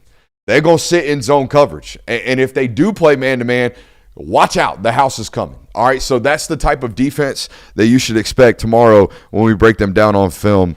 3rd and medium, I'm going to promise you right now, you're going to see exotics. Get the hell out of 3rd down. Don't be in them because you're going to see a lot of junk. And I do worry about how much they play zone coverage, considering what we know about Georgia's passing offense currently. So you're probably going to see a lot of zone once again for Gunner in this game. 100%. Might not 100%. You might not even get man-to-man. Mm-hmm. Might not be a bad thing. Get right confidence game? Just you need to see it. I mean, if we're going to work on this, if we're going to get better at it, you need to see it. You need to go up against it. You need to establish the confidence that you can do it. So it might not be a bad thing that that's what you're facing this weekend. I mean, the bright side of it is that it's not like your team gets shut down in zone coverage. Yeah. We went into last year saying, hey, if there's a defense out there that can run man against you, Georgia's going to have a hard time passing the football. There's been windows open every game that there's been zone. Gunner Stockton just has not selected those windows yet. And by the way, I want people to know this defense from Kentucky is a whole hell of a lot better than you think they are because they gave up 21 points offensively last week against South Carolina. I mean, I'm watching the film going, wait, whoa. We're 2.5 minutes in, and y'all telling me they scored 30 or 28 points. I ain't seen the offense put it in the box but once. What happened? Pick 6, fumble recovery for a touchdown, short field. Like bang, bang, bang. In the middle of the second quarter. So that type of stuff, and you're going to do this to this offense, and we'll talk about that more tomorrow when I break down that offense from them. It's pretty putrid up front in the passing department. If you can't get home on these guys, we do have a problem. Yeah, Kentucky turned the ball over 4 times against South Carolina last weekend. So their offense was not doing any service to their defense. Jeez. But yeah, the pass pro is bad. I didn't see, when I watched the film on, I didn't see what led to the rushing success other than Lenore Sellers being quarterback run guru. They look pretty stout against the run is what I'm trying to tell you. Oh, by the way, the absolute demon that wrecked your offense last year, number 14, he's back. He's back. I don't know if he's played this great of football as he played against you guys, but holy hell. I felt like we couldn't stop watching him on film study last year, and I went back and looked at it. He had just as much of a box score game as he did a film game. He had 6 tackles, 1 tackle for loss, and a forced fumble. He was all over the field last year for you guys. The other thing you got to know about this defensive coordinator been there 6 years. This defensive coordinator has seen your offense a lot, okay? He has seen all of it for the last – you've basically been running the same concepts for 5 years. 5 years since 2020, okay? So, yeah, get ready. Should be a war. Just kidding. I think you're going to roll. We'll talk about that tonight. I do wonder, though, because it seems like the longer this season's gone on, we came out against Marshall like, oh, Gunnar Stockton's going to be a really, really integral piece of this run game. And it's kind of waned since, and it's only utilized in really necessity, kind of break in case for emergency situations. Do you think that we get only like 2 or 3 design carries for Gunnar this game? Honestly, it was weird. I felt like quarterback run game was used against against Marshall. Like he pulled it several times against Marshall in critical situations, 3rd and 2, 4th and 1, in the red zone. I don't feel like – when was the last time he pulled the football? Pulled the football, not quarterback draw, not quarterback counter. In reads? In reads. When was the last time he pulled the football? I can't remember. And I felt like he had a couple opportunities against Bama to do so. So it's interesting. That is interesting. Maybe the run game has just been so good. Yeah, they're like, automatic giving him. Like, who cares? Yeah. We don't need you to be involved right now. That's probably fair. You're right, though. I could see them dusting off a little bit more quarterback run. I think you need to, because you need to continue to keep defenses honest. Like, you need to continue to make sure that they're still thinking about it and, like, saying, hey, still got to keep an eye on 14. He could keep the ball. We'll take a look at that offense. I think they're very gettable, obviously, as what we've seen so far throughout the year. It starts with stopping the run over there. We'll talk about it tomorrow when we break those guys down. We'll have offense and defense combined into one film study. You think that's a good idea, Jonathan? Yeah, we'll crank that out for you guys tomorrow, let you know what to expect, how to get them. By the way, the exotics on blitz pickup is nuts. Big week for blitz pickup period dare practice. Okay, scouting those guys, figuring out all the exotics that they throw at you. They'll walk 5 up on one side and then blitz the nickel out of nowhere. Like, they are all over the place on 3rd down. So, you big time week for pass protection and making sure everybody's eyes are in the right spot. Y'all want to do future schedule, or do you want to talk about these Carson versus Gunnar stats? Let's talk about the future schedule. All right, let's go through it. How's it look right now? How do we want to do this segment? I went by and all of them and went, wins, losses, projected it out. I would say just do a quick preview of each game where we stand right now in the season. Like Kentucky, you obviously feel pretty good about. It's not a significantly dangerous offense. You don't feel very worried about that. You play them at home. We know that's been a hindrance for you when you travel to Lexington. You don't have to do that this year. So you feel pretty good about Kentucky. I would also say, outside of the fact that you play them on the road, you feel pretty confident about Auburn right now. This team ranks dead last in the country for sacks allowed. That's how bad this offensive line has been playing for them.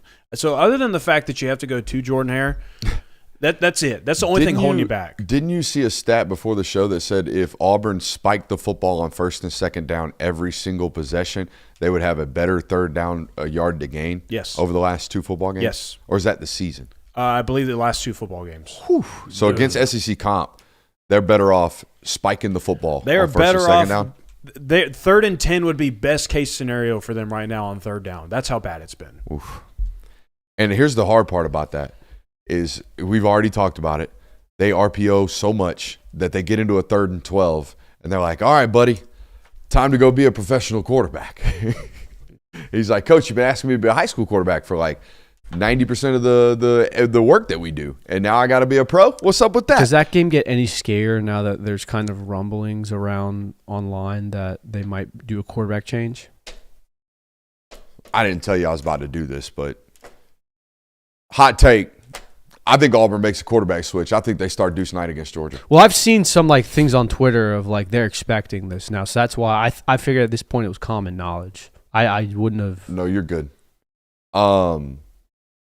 No, I got a phone call, like a not troll account on Twitter phone call on Sunday. Oh yeah, I mean that's not even where I was going with that. I've seen other posts to be like, hey, we're expecting that they're going to bench Jackson Arnold this week. But no, moving on to that, Ole Miss. I feel like you feel not as good. This is a toss-up for me. Right now. You get confidence from the fact that they have to come to you. Lane Kiffin offenses don't necessarily travel well, and it will be their first true road test that we've talked about. It's their first road game, is it No, not? they play Kentucky on the road. They struggled. Yeah. They But struggled on the road, and again, Different quarterback. That was Austin Simmons turned the ball over twice. That kind of helped them out in that one as well. Or helped Kentucky out in that one, I should say. So yeah, you feel not great about Ole Miss, but also you're not shaking about it. I don't know. I feel like most Georgia fans I encounter think Lane Kiffin's going to drop 40 on Glenn Well, that's Schumann. because they beat. That's our chat said last night they're going to give up 60. Well, that's because they're still reeling from a Georgia loss. I don't know if you guys noticed this, and because it doesn't happen nearly as much as it used to. Anytime Georgia loses, they automatically become the worst team in the world, and they're going to lose 5 more games that season. That's the plight of a Georgia fan. Where it's like, oh, we suck. We're not going to beat this team. I don't have any faith that we can win another national title. This coaching staff needs to have an overhaul. Oh, Ole Miss is going to hang 40 on us. Georgia Tech might beat us now. Like, you lost to Alabama by 3 points at home. Yeah, I mean, again, just to kind of reiterate off that point, like it's a young football team. I think you'll see improvements week in and week out from these guys. Like, I mean, yeah, and I think really what's really getting people about Ole Miss now is like, oh, a mobile quarterback. This is what always gives us problems, which it gives everybody problems. It's not just a Georgia thing. So the fact that they have a guy that can run the ball as well, that's probably what terrifies people more. I would say their weapons terrify me the most. Yeah, they have just as explosive as a passing offense as the two that have shredded you. No, I mean, yeah, they have very – know? look, there's reason to be worried about Ole Miss. He's going to have third down answers just like Ty Simpson had. Now, Trinidad is probably not going to execute like that, but Lane's going to have the answers for what you're playing defensively. For sure. There's no doubt about that. It's about whether or not his team executes, his weapons around the quarterback execute. I think Florida's a win, and you feel comfortable about that right now. You feel better about Florida than you did at the start of the season. Florida was kind of like, hey, this might be a troublesome game. They might be a good team. Watch out, quarterback. Yep. Now Florida might not have a coach when you play them. Yeah, honestly, the bye week's right in front of that. It'd be a good opportunity to cut ties there. At Mississippi State, a little shakier. Another one where you're like, this might be a challenge. Yeah, it's one that. And they gave you a run late last year. Or was that early? No, you jumped out heavy on them. I thought Carson had a pick early in that football game. A tipped interception. Carson had a pick early in that game, but I think they also jumped out to like a 21-point lead very quickly. And then Mississippi State came slowly crawling because they went to the Van Buren kid. Yeah. And he just started. I thought Van Buren was starting. Yeah, Georgia was up 27-10.5. I thought Van Buren started the football They game. might have, but it got to the second half. Chafin got hurt like week 3 last year for them. True. But the way I remember that game is like Georgia was up significantly, and then by the second half came, Mississippi State was just launching bombs, and every now and then they'd hit one. Just looking back at this game, it's crazy that your leading rusher, Georgia, against Mississippi State last year, who do you think it was? Probably Roger Robinson? Nope. Probably Trevor. Nope. Anthony Evans. That's right. He had the end around. 52 yards was your leading God, rusher. they were bad at rushing last year. Yeah, 52 yards led you in rushing with one carry. They could not run the football last year. And you were still up 27-10 at halftime. Carson Palmer was threw for 500 yards. That was one of their 3 explosive runs all year last year. It was that, the Nate Frazier run, and then the Trevor Etienne run. And you had 3 against Bama. Yeah. It's all burn the boats, though. Burn the boats, fire the coordinator's offensive line coach for sure. That guy sucks. He got to go. Yeah. Texas, I got it as a toss-up right now. Yeah. This game has gone this. Can we see what Arch looks like this weekend? Yeah, how Texas's offense evolves or what it ultimately turns into throughout the rest of the year, that's what's really going to dictate how you feel about going into that game. But that Texas defense, you're going to be nervous about that one no matter what. It'll be hard to score 30 in that game. Yeah, it'll be another tight 28 in that football game. It's going to be another tight game between those two. Run the ball, Burt. Charlotte dub. Yep. Georgia Tech at home game at the Benz. Yeah, essentially pseudo home game at the Benz. I mean, that's a tough look. It's a weird. Surely y'all gonna buy that out, right? You would think. I mean, is that a neutral? Is it a true neutral site game, or do they give more tickets to Tech fans? Or I'm does sure. That work? Well, honestly, I think they're going to give more tickets to Tech fans because it's Tech doing the deal with Georgia. But they did the deal to sell tickets at Mercedes-Benz. Correct. So if that's the goal, you think you would just open it up to the public. Well, here's my thing. Whoever wants to buy them buys them. I've been to 2 Georgia Tech games in Bobby Dodd. It has almost always been at the very least 50-50 or 60-40 in Georgia's favor. I would be now. Tech might be a really good team this year. They Yeah, might they're be undefeated going. They might into be that ranked one. very high. It Tech might, fans going to buy but it out. it's not going to be a daunting home field advantage for Georgia Tech, I would think. Bro, Georgia Tech undefeated? That would be crazy. It'd be wild. It would be, but I mean, that schedule, they don't have a lot You of. know what would suck about that? He'd already be a head coach somewhere else. Think he'd finish In out the regular regular He'd season? finish it out. Like so? I think you might have like a deal done under the table. Like, Yeah. hey, But that's a wondering eye. I'm showing up. But yeah, You know what I mean? It's a wondering eye. I don't know if they'd have a deal done by the end of the regular season. What if he just, because like Rhett Lashley's having this, but he's 3-2 or 2-2, whatever he is right now. He's got 2 losses, so he's not feeling this as much if he's already 1 foot out the door. Yeah. Just an interesting thing to be thinking about with Tech being that, like, that's where we're at with Tech. That's so awesome for them. Yeah. Honestly, I know Georgia fans probably don't feel that way. I think at this point, though, Don't do that. Don't do that. What? Don't do that. They're little bro. You don't care. You want them to be successful. You want the rivalry to be good. Don't do that. Why? Are you about to go there? I was about to do that. Why? No. I think that is not rational ridiculous, in my fandom. opinion. Yeah, that's ridiculous. You want your rival to Why suck. any- you why- want to beat the hell out of them Why all the time. any college To hell football with fan them. would want one of their rivals to make it competitive in a rivalry? That makes no sense. To Hell me. no. I don't. I don't know. understand I that. enjoyed that win last year more than I've enjoyed the other 10 combined.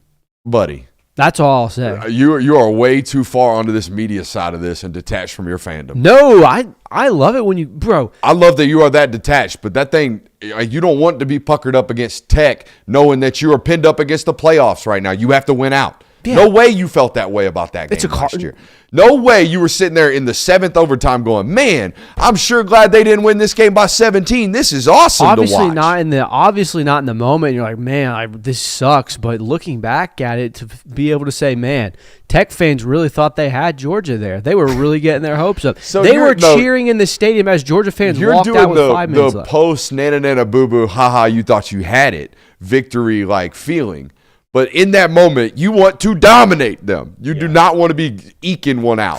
Sure. But it's more fun when Georgia Tech comes to town and they have high hopes and you crush them, as opposed to Georgia Tech fans going, we don't even care about yeah, football. if I gave you the certainty of that, you would choose I want to dangle the bait in front of their face. Yeah. But that's not how football works. Dude, let me dangle the You bait nutted on up for 62 minutes in that Georgia Tech game last year. Just that. No way we're going to lose to Tech the whole time. That did I not was feel there, good. dude. I was there. Don't worry. But it feels good now.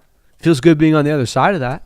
Sorry, I don't think any college football fan should ever say I want their rival to be competitive. Ever. You want to beat the hell out of them every time. Same note. That's just how I feel. You did some good research for me today, huh? I Not did. For me, for the show. Did some good research today, huh? Well, I did some good research for Bulldogs on SI as well. Woo! With this article. It's Anybody reading nowadays? I read. Well, Anybody reading? Anybody reading Bulldogs on SI? That'd be read nice. every day. That'd be nice. Every day. It would be nice. I don't read what I write, but Damn, AI. AI out here killing us.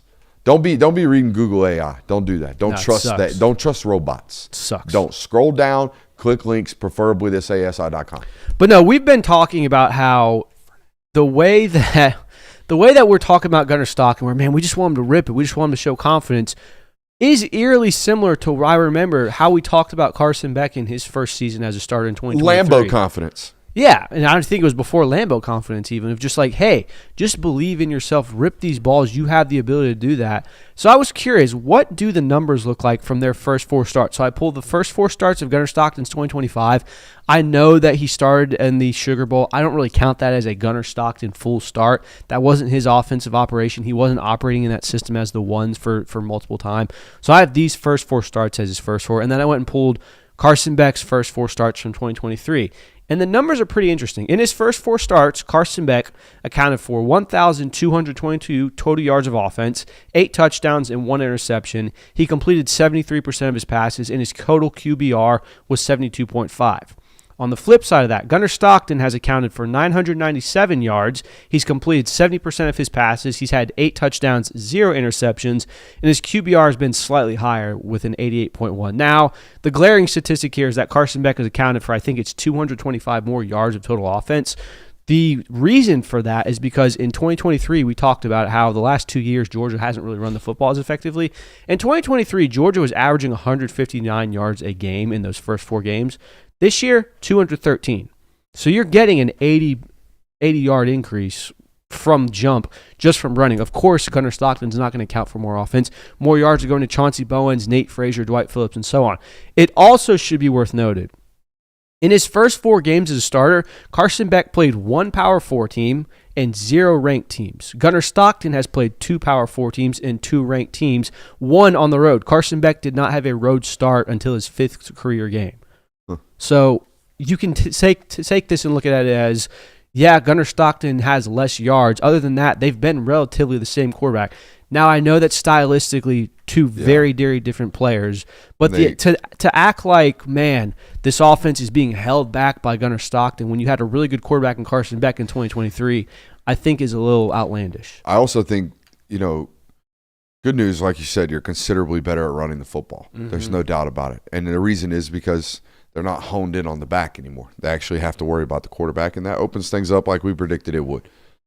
The weird thing for me is that they struggle with different things as passers. Yeah. One guy would get I'm not saying he would get whipped, but one guy would only go as far as his teammates would go versus man coverage, right? And that's Carson. Carson's only going to go as far as his football weapons go against man-to-man. Correct. So you pressure him and you play man-to-man and you live with the results and you die with the results, especially with the way Georgia's wide receiver core looked like last year. This was 2023. I know, but I'm just saying in general, Kirby. We used to say all the time the death sentence of playing Carson Beck is to sit there and play in zone coverage. He'll eat you alive. Mm-hmm. He'll find the answers and he'll hit the tight window throws against zone coverage. But if there is any type of decent man-to-man coverage, he's going to turn things down. He's going to say, no, there's not enough space here. No, there's not enough space here. No, check down. Right? It's totally different with Gunnar. When Gunnar sees man-to-man coverage and tight windows, he's like, screw it. I'm going to give my guy a chance. The problem we got to unlock, like we've been talking about ad nauseum now, is the zone coverage problems. Like, how do we get him to trust what he is seeing? Because the great news is that his eyes are in the right spot. It doesn't look anything like some of the struggles we see with Arch. Yeah. Where you're either early, or you're panicked, or you're off your spot, or you're floating through your progression, or you're taking a 3-step drop, and all of a sudden you end up over the left tackle for some reason. That stuff, no good. I can't get you to pull the trigger stuff versus zone coverage. Very interesting. I don't know how we talk him out of that. It's interesting, but it's also, it feels like the most fixable. Like, would you not argue that of like, hey, you see it, just take it, just nut up and make that throw, as opposed to, why are we drifting this way? You're looking at the complete wrong thing. That's the wrong read for this play. Like, what do you feel more comfortable about from a quarterback perspective of your one quarterback? You're only going to go as far as his weapons go. So that's something that has nothing to do with the quarterback, but it still does, because what his weapons are doing around him is ultimately dictating how successful he's going to be in a game. Or would you rather be, this is on the quarterback, he has to fix it, and it seems like something that is fixable? I would rather the defense's only answer be to pressure and play man-to-man. That is an explosive waiting to happen. Mm-hmm. That is 2 rubs and a run and a broken tackle after the catch from happening. The last thing I want to do as a coordinator is have to pick apart varying zone coverages over and over and over and over again.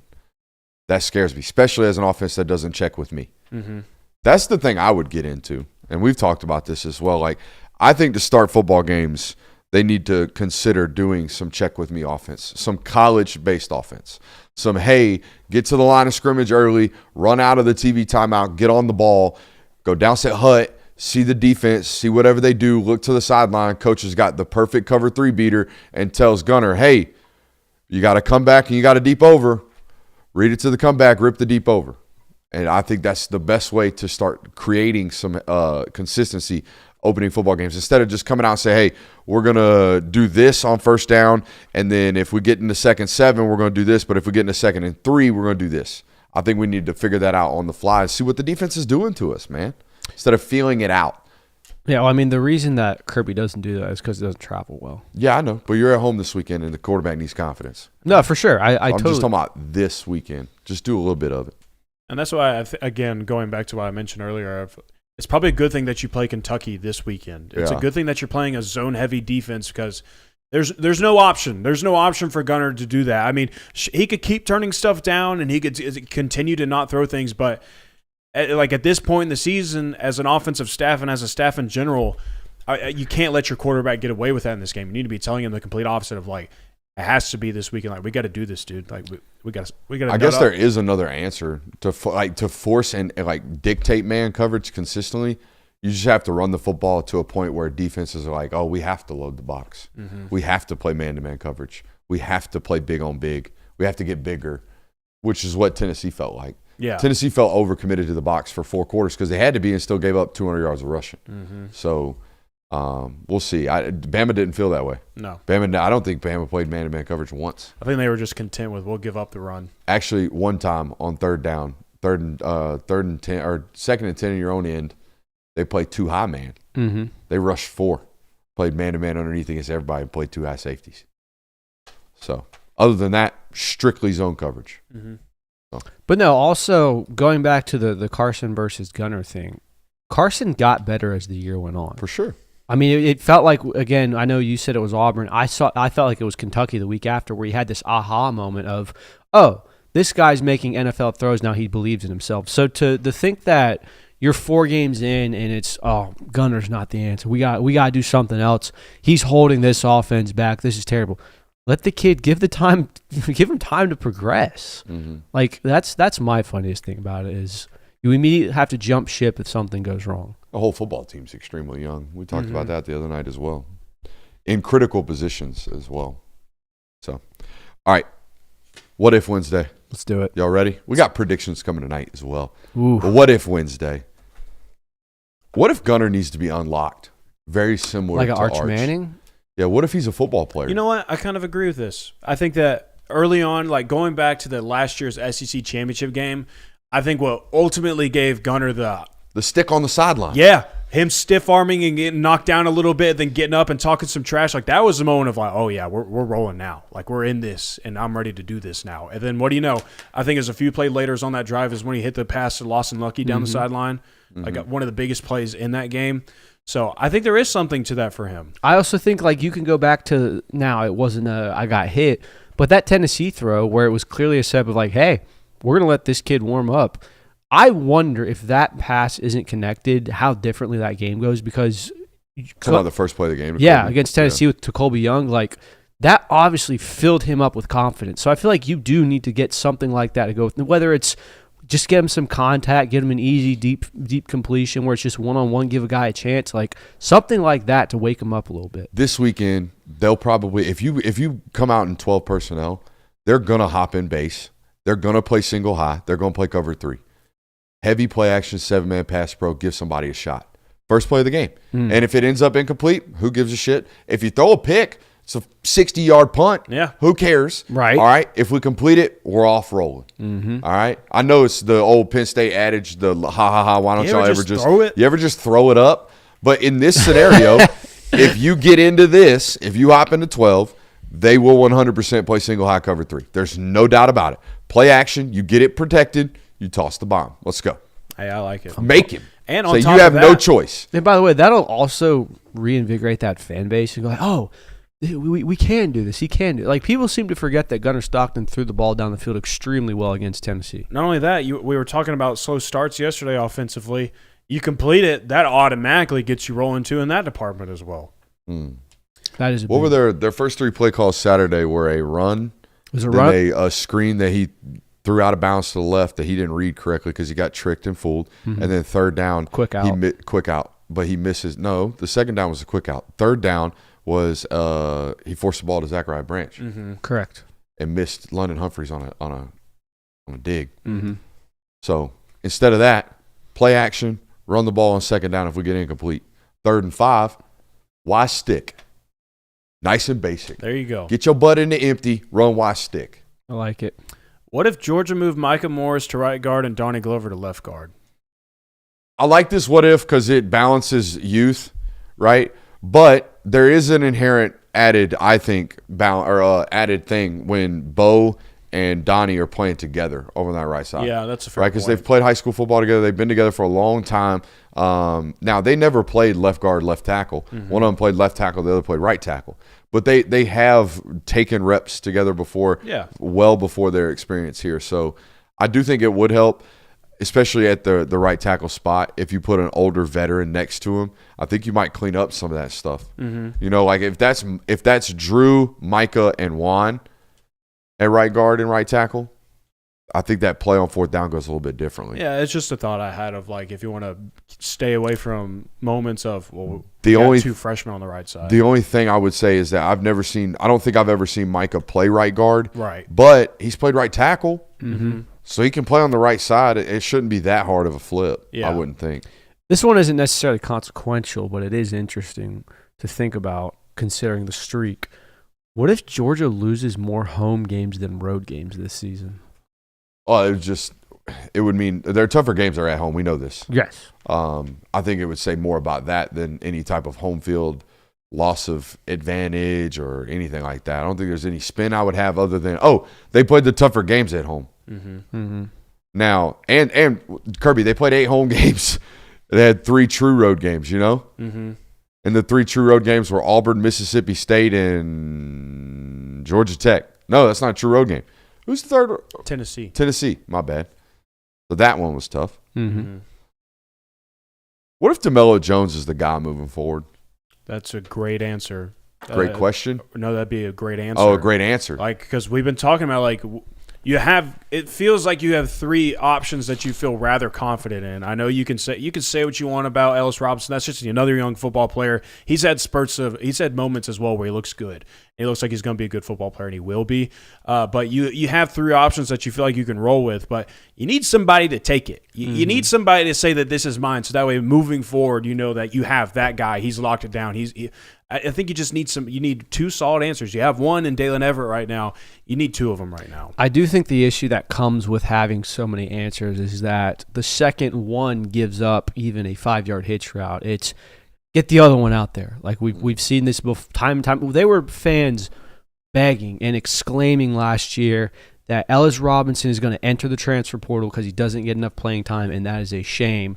And now those same people are like, he's not the answer. He's not the guy. Get him out. We need someone else. So that's just I feel like this with any cornerback in football. Like fans, and this isn't everybody, of course, but there's a vocal portion of every fan base where if a DB looks like he got cooked on a deep ball, or if it looks like that they're just they're lost for 2 plays in a row, it's we need to put the backup in. This guy's not good. To answer the question though, if DeMello Jones goes out and actually is the guy moving forward, it means he's taken that spot. And that's something to feel very good about. I'm trying to think. DJ Pickett got kind of picked on this weekend at Ole Miss. Mm-hmm. I'm just trying to look through the LSU timeline. They're defensive of him. What do you mean? The fan base is going to bat for him in the tweets that I'm finding. He got picked on for 2 quarters in that football game. Yeah. By Ole Miss. There's probably 3 or 4 plays on tape of them throwing it at him. Just right at him, just hunting him like food.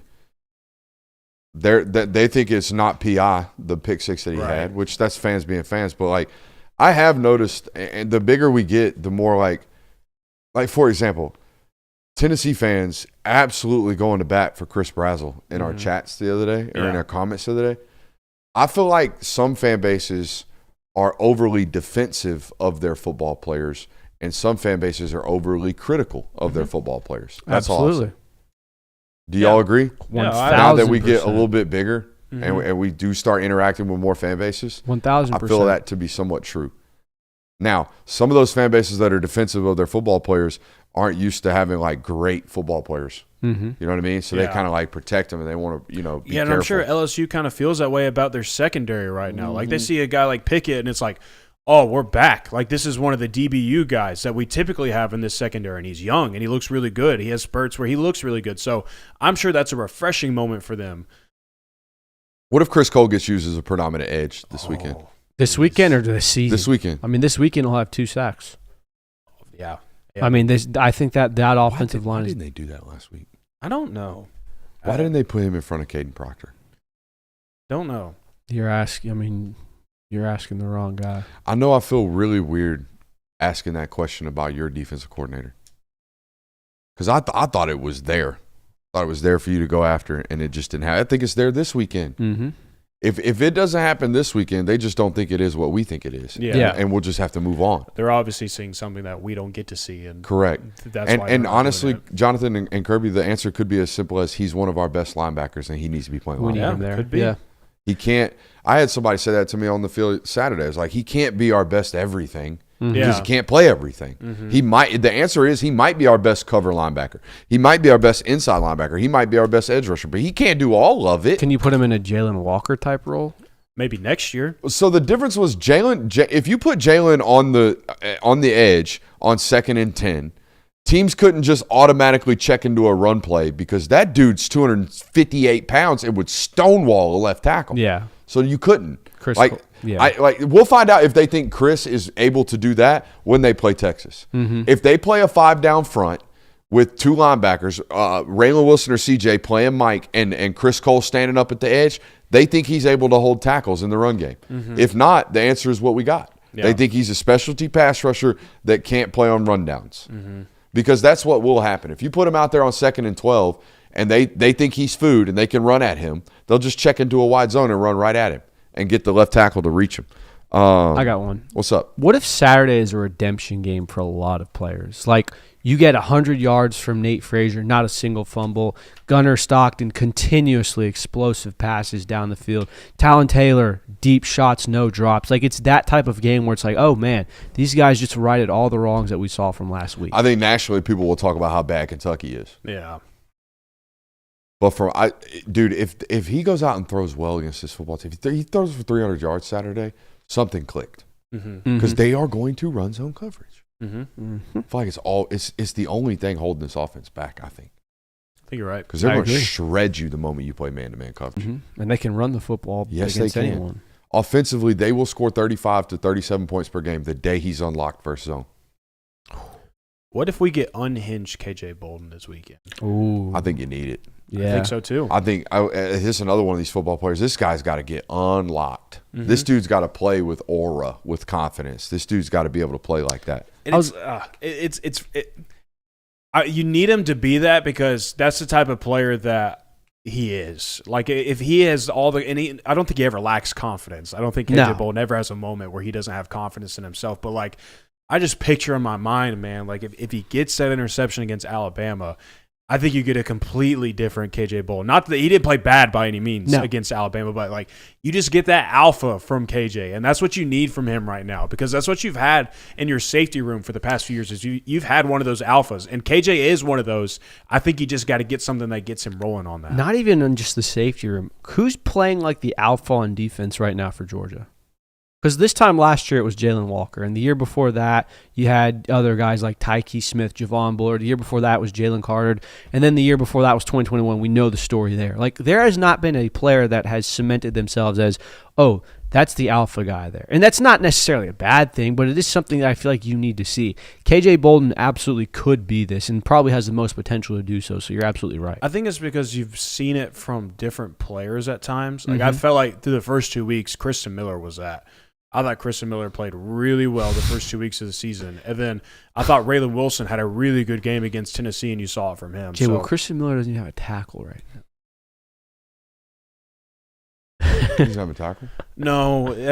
That's a callback to an off-air conversation. I don't even want to get into that right now. There was something on Twitter that I vented to Kirby about, and I was like, dude, this is ridiculous. But no, you're absolutely right about how I think that I think KJ Bolden does need to be the guy that steps up here and goes, oh, this is the bona fide leader of this defense. He's a juice guy, man. He's one of those juice guys.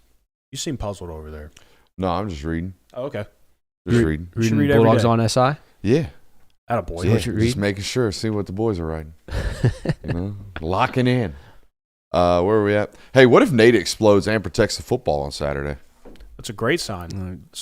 That'd be a best case redemption scenario game. for him.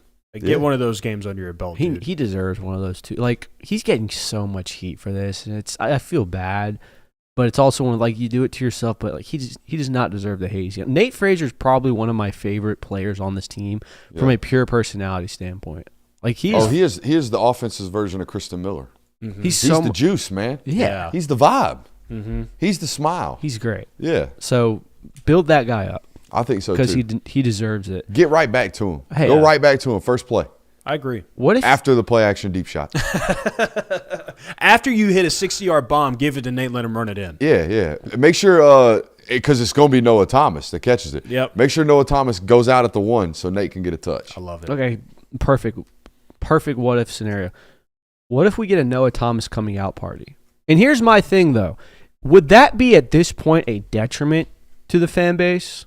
Some would say yes. Because if Noah Thomas comes out and goes 7 for 105 and has a touchdown, like has a great game, the Georgia fan base is going to be irate about where was this last week? Why are we just now utilizing Noah Thomas? Oh, very convenient that we all of these things complaining. Do you want Noah Thomas to explode this week? Yeah. You do.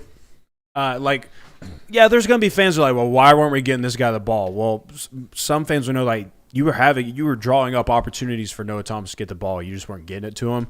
So the fact that, one, if Noah Thomas goes off in this game, I think that would also mean that Gunnar Stockton unlocked himself this weekend. Like, he found something else. He went a step further in his game, if that's what's happening. Like, if you have him go for 100 yards or over 100 yards in this game, that would tell you two things.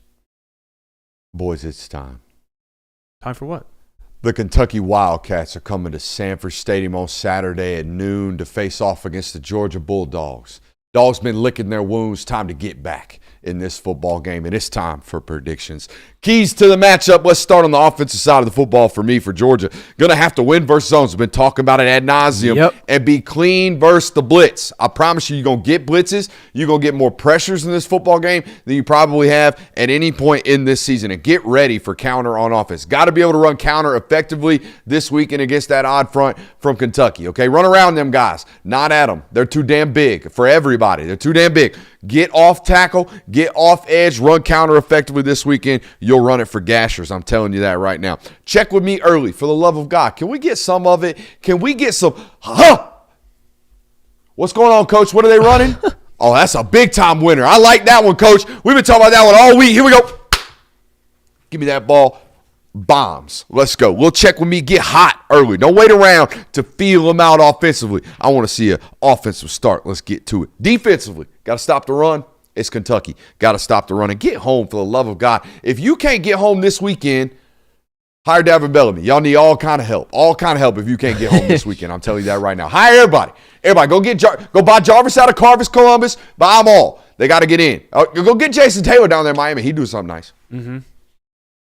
For me, it's all about it's nice and simple. And this will be music to Georgia fans' ears because this is something that you've done really well defensively.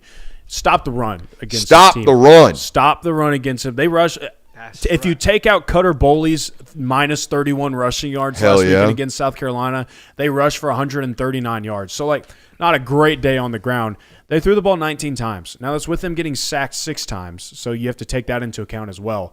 But this is a team that does not want to cut it loose. They do not want to put this game on the shoulder of their quarterbacks, and they also don't want to chunk it deep. They just don't. That's not who they are. That's not what they want to do. So if you can shut down their run game and force them to do that, you are going to be in great shape defensively. In fact, you might even get off to a hot start defensively, something that fans have been wanting to see. Yeah, you and I have very similar keys to the matchup here. Look, Georgia's going to be able to run the ball fairly effectively, I feel like, against most teams. Georgia's defense is going to be good enough to stop this offensive attack, especially because it's hindered on running the football. The biggest key to this matchup for me is what Gunnar Stockton looks like against zone coverage looks. Is he confident enough in him? Is he making the right decisions? Is he making the right reads? Because if so, that's a great sign moving forward as you start the back half of your 2025 season. If not, there are some major concerns and red flags. Who's the X factor for you, Curb? Let's stay hot. It's why I put it on Gunnar Stockton. Again, I feel like you can name the running backs. They're going to have a good day. Defensively, Georgia's going to be fine. What Gunnar Stockton does against zone coverage is going to affect not necessarily the outcome of this game, but it will affect this season moving forward. Give me Zachariah Branch. Oh, yeah. I think that South Carolina had some explosive plays offensively, and it wasn't because Lenore Sellers was throwing bombs. It was guys getting yards after the catch. I think this could be a prime day for cover 3, vulnerable in the seams. For Zachariah Branch to have some big-time explosive plays. Exactly. That's kind of his bag right now, and he's been one of the most explosive players in college football. You going to let me eat some seams and flats? Man, I think that it could be a massive day for him. I like this. Hey, whoever's playing defensive end, I haven't looked at this Kentucky offense on all 22 yet, but if my memory serves me correct, they're going to be running duo. They're going to be running stretch. They're going to be running at the tackle and at the B gap. So, like, we're going to have to be stout in the run game out there. You mentioned Gunner. That's obvious. I agree with you there. Goals. Let's talk about goals. Offensively, start fast and explosive, right? That's number one goal. Don't come out feeling them out. What are they doing? We'll hit them in the mouth in the second quarter. No, sir. Hit them in the mouth to start and get Noah Thomas involved early. Force feed that big joker. You paid a lot of money for him. Get him the rock. Let's go. I like that mantra as well because we talked about how Noah Thomas is kind of one of these heat check wide receivers. That's what he was at Texas A&M. Get a little heat check with him the first couple of drives. Just get him a couple of passes, see what he's doing. Even if he's hot, keep feeding him. You could get some momentum rolling with it. Like, imagine if Colby Young is having the season that he's having right now, and then you add in a Noah Thomas. Like, that could do some big things for this offense. Give me a second series after we throw the 65-yard bomb on their head top and then give Noah Thomas the ball out at the 1, and then Nate Frazier gets a touch.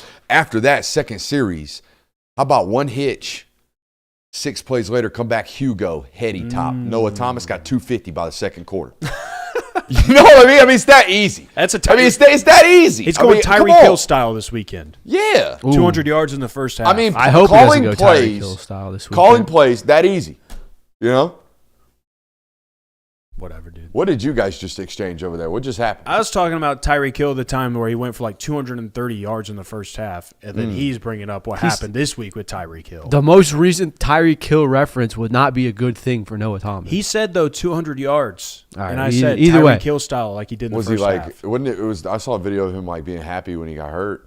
Oh, I mean, It yeah. was Did a he do gruesome something else? injury. It was just a gruesome injury. Oh, you didn't see the injury? No. Ooh. I don't watch Sunday League football. Ooh. Anyways. That's for the birds. My offensive goal is I'm out here watching college ball. Gunnar Stockton has to complete at least 4 balls in tight windows for 15 yards or more this weekend. Oh, I like That's it. the offensive goal. I went kind of similar to you. I said you should demand that you have 4 explosive passing plays of 25 yards or more. I forgot I left this one in here. Gunner should have at least 1 interception in a tight window. No. Yeah. The perfect. I'm going to encourage turnovers. That's what I'm going to do. I'm going to mark my territory on that one. Gunner Stockton, I always this is a joke, but it's not.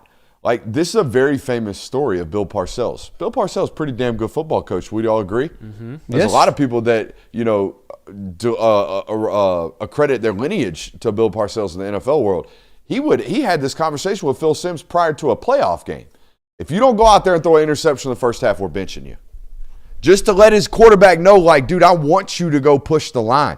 I want you to go see what you can get away with. And when you don't, we'll coach up what went wrong. But at least don't be afraid to make a mistake, son. That's what I'm trying to encourage. Do not be afraid to go out here and make a mistake, because I think it's holding us back just a little bit. You saying I'm going to encourage turnovers? Kirby Smart might dox you. Oh, I know. Yeah, no. I know.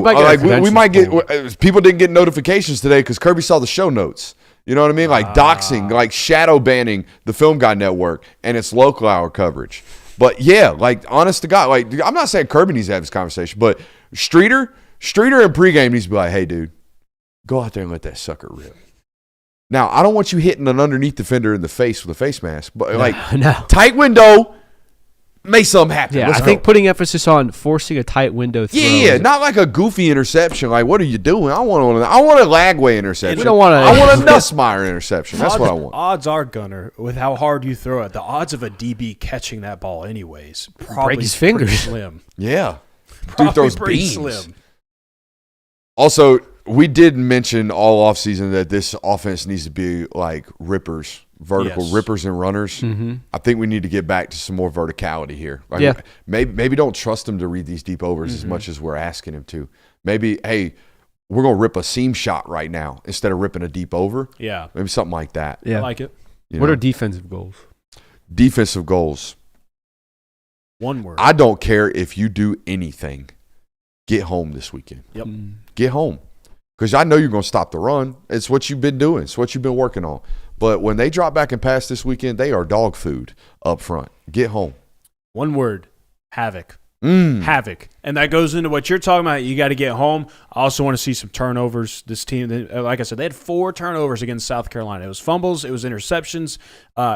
Havoc, havoc, havoc. That's the defensive goal, point blank for them. Turnovers is mine. I talked about it earlier in the week of how Georgia defenses in the past have always prided themselves on forcing turnovers. I don't feel like Georgia has really forced a turnover this year.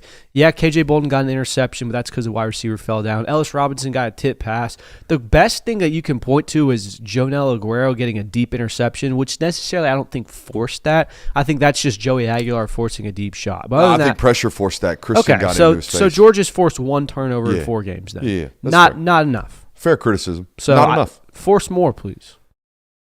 Unless it doesn't happen. Let's do it. What do you got for me? Colby Young and Zachariah Branch combined for 180 yards of offense and at least 2 touchdowns. Oh, give me 200. 200. Yes, sir. 240 yards of offense. Whoa! Colby Young and Zachariah Branch this Saturday and at least 2 touchdowns. You heard it here first unless it doesn't happen. Love it. You guys want to talk about fast starts? Give me a fast start on offense for the Dogs. They score touchdowns on their first 3 opening drives. You heard it here first unless it doesn't happen. Georgia comes out pissed off, plays their first complete complimentary football game since 2023 Tennessee. We were having this discussion earlier before the show, and I would love the chat's opinions on this as well. When was the last time Georgia came out for 4 quarters, started hot, played complimentary football, offense, defense, controlled the football game like they were supposed to, beat the hell out their opponent? They did do that against Florida State, but don't count. Doesn't really. I mean, yeah. If you would have saw that Florida State football team warming up, you would have realized why they won 66-3 or whatever the hell it was. That was a shell of an ACC conference winner. But it has been a while. It's been a long time since Georgia's come out, jumped on a football team, 7-0, first possession, 3 and out. I'm back on the rock. Let's go. I'm dominating today. And people saying Texas in the chat last year, like, guys, you were struggling offensively. You broke out a trick play to get the field to flip with Oscar Delp. Well, that was late in the game, but I'm more referring to the fact that you struggled offensively early, and you were gifted 2 short fields that essentially why you jumped on them so quick. Defense looked great, but offensively was not there. Chat saying Kentucky 2023. The Tennessee game was after that. Correct. Yeah. And they even started that game 7-0, down 7-0, giving up an 80-yard touchdown run to Jalen Wright. Yeah. So like, it's been a while since Georgia has come out here and handled business. Come out here and handle business. It's going to happen. You heard it here first. It's going to happen. Georgia wins 38-10. Oh, I have 38-14. We're all in the similar range. I have 37-14. Hey, we got a loaded day of content tomorrow on the network. We got another film study coming up. What to expect from this Kentucky football team offensively and defensively. You better be there. You better be locked in. You better be hitting that thumbs up button on your way out. I love you. Bye.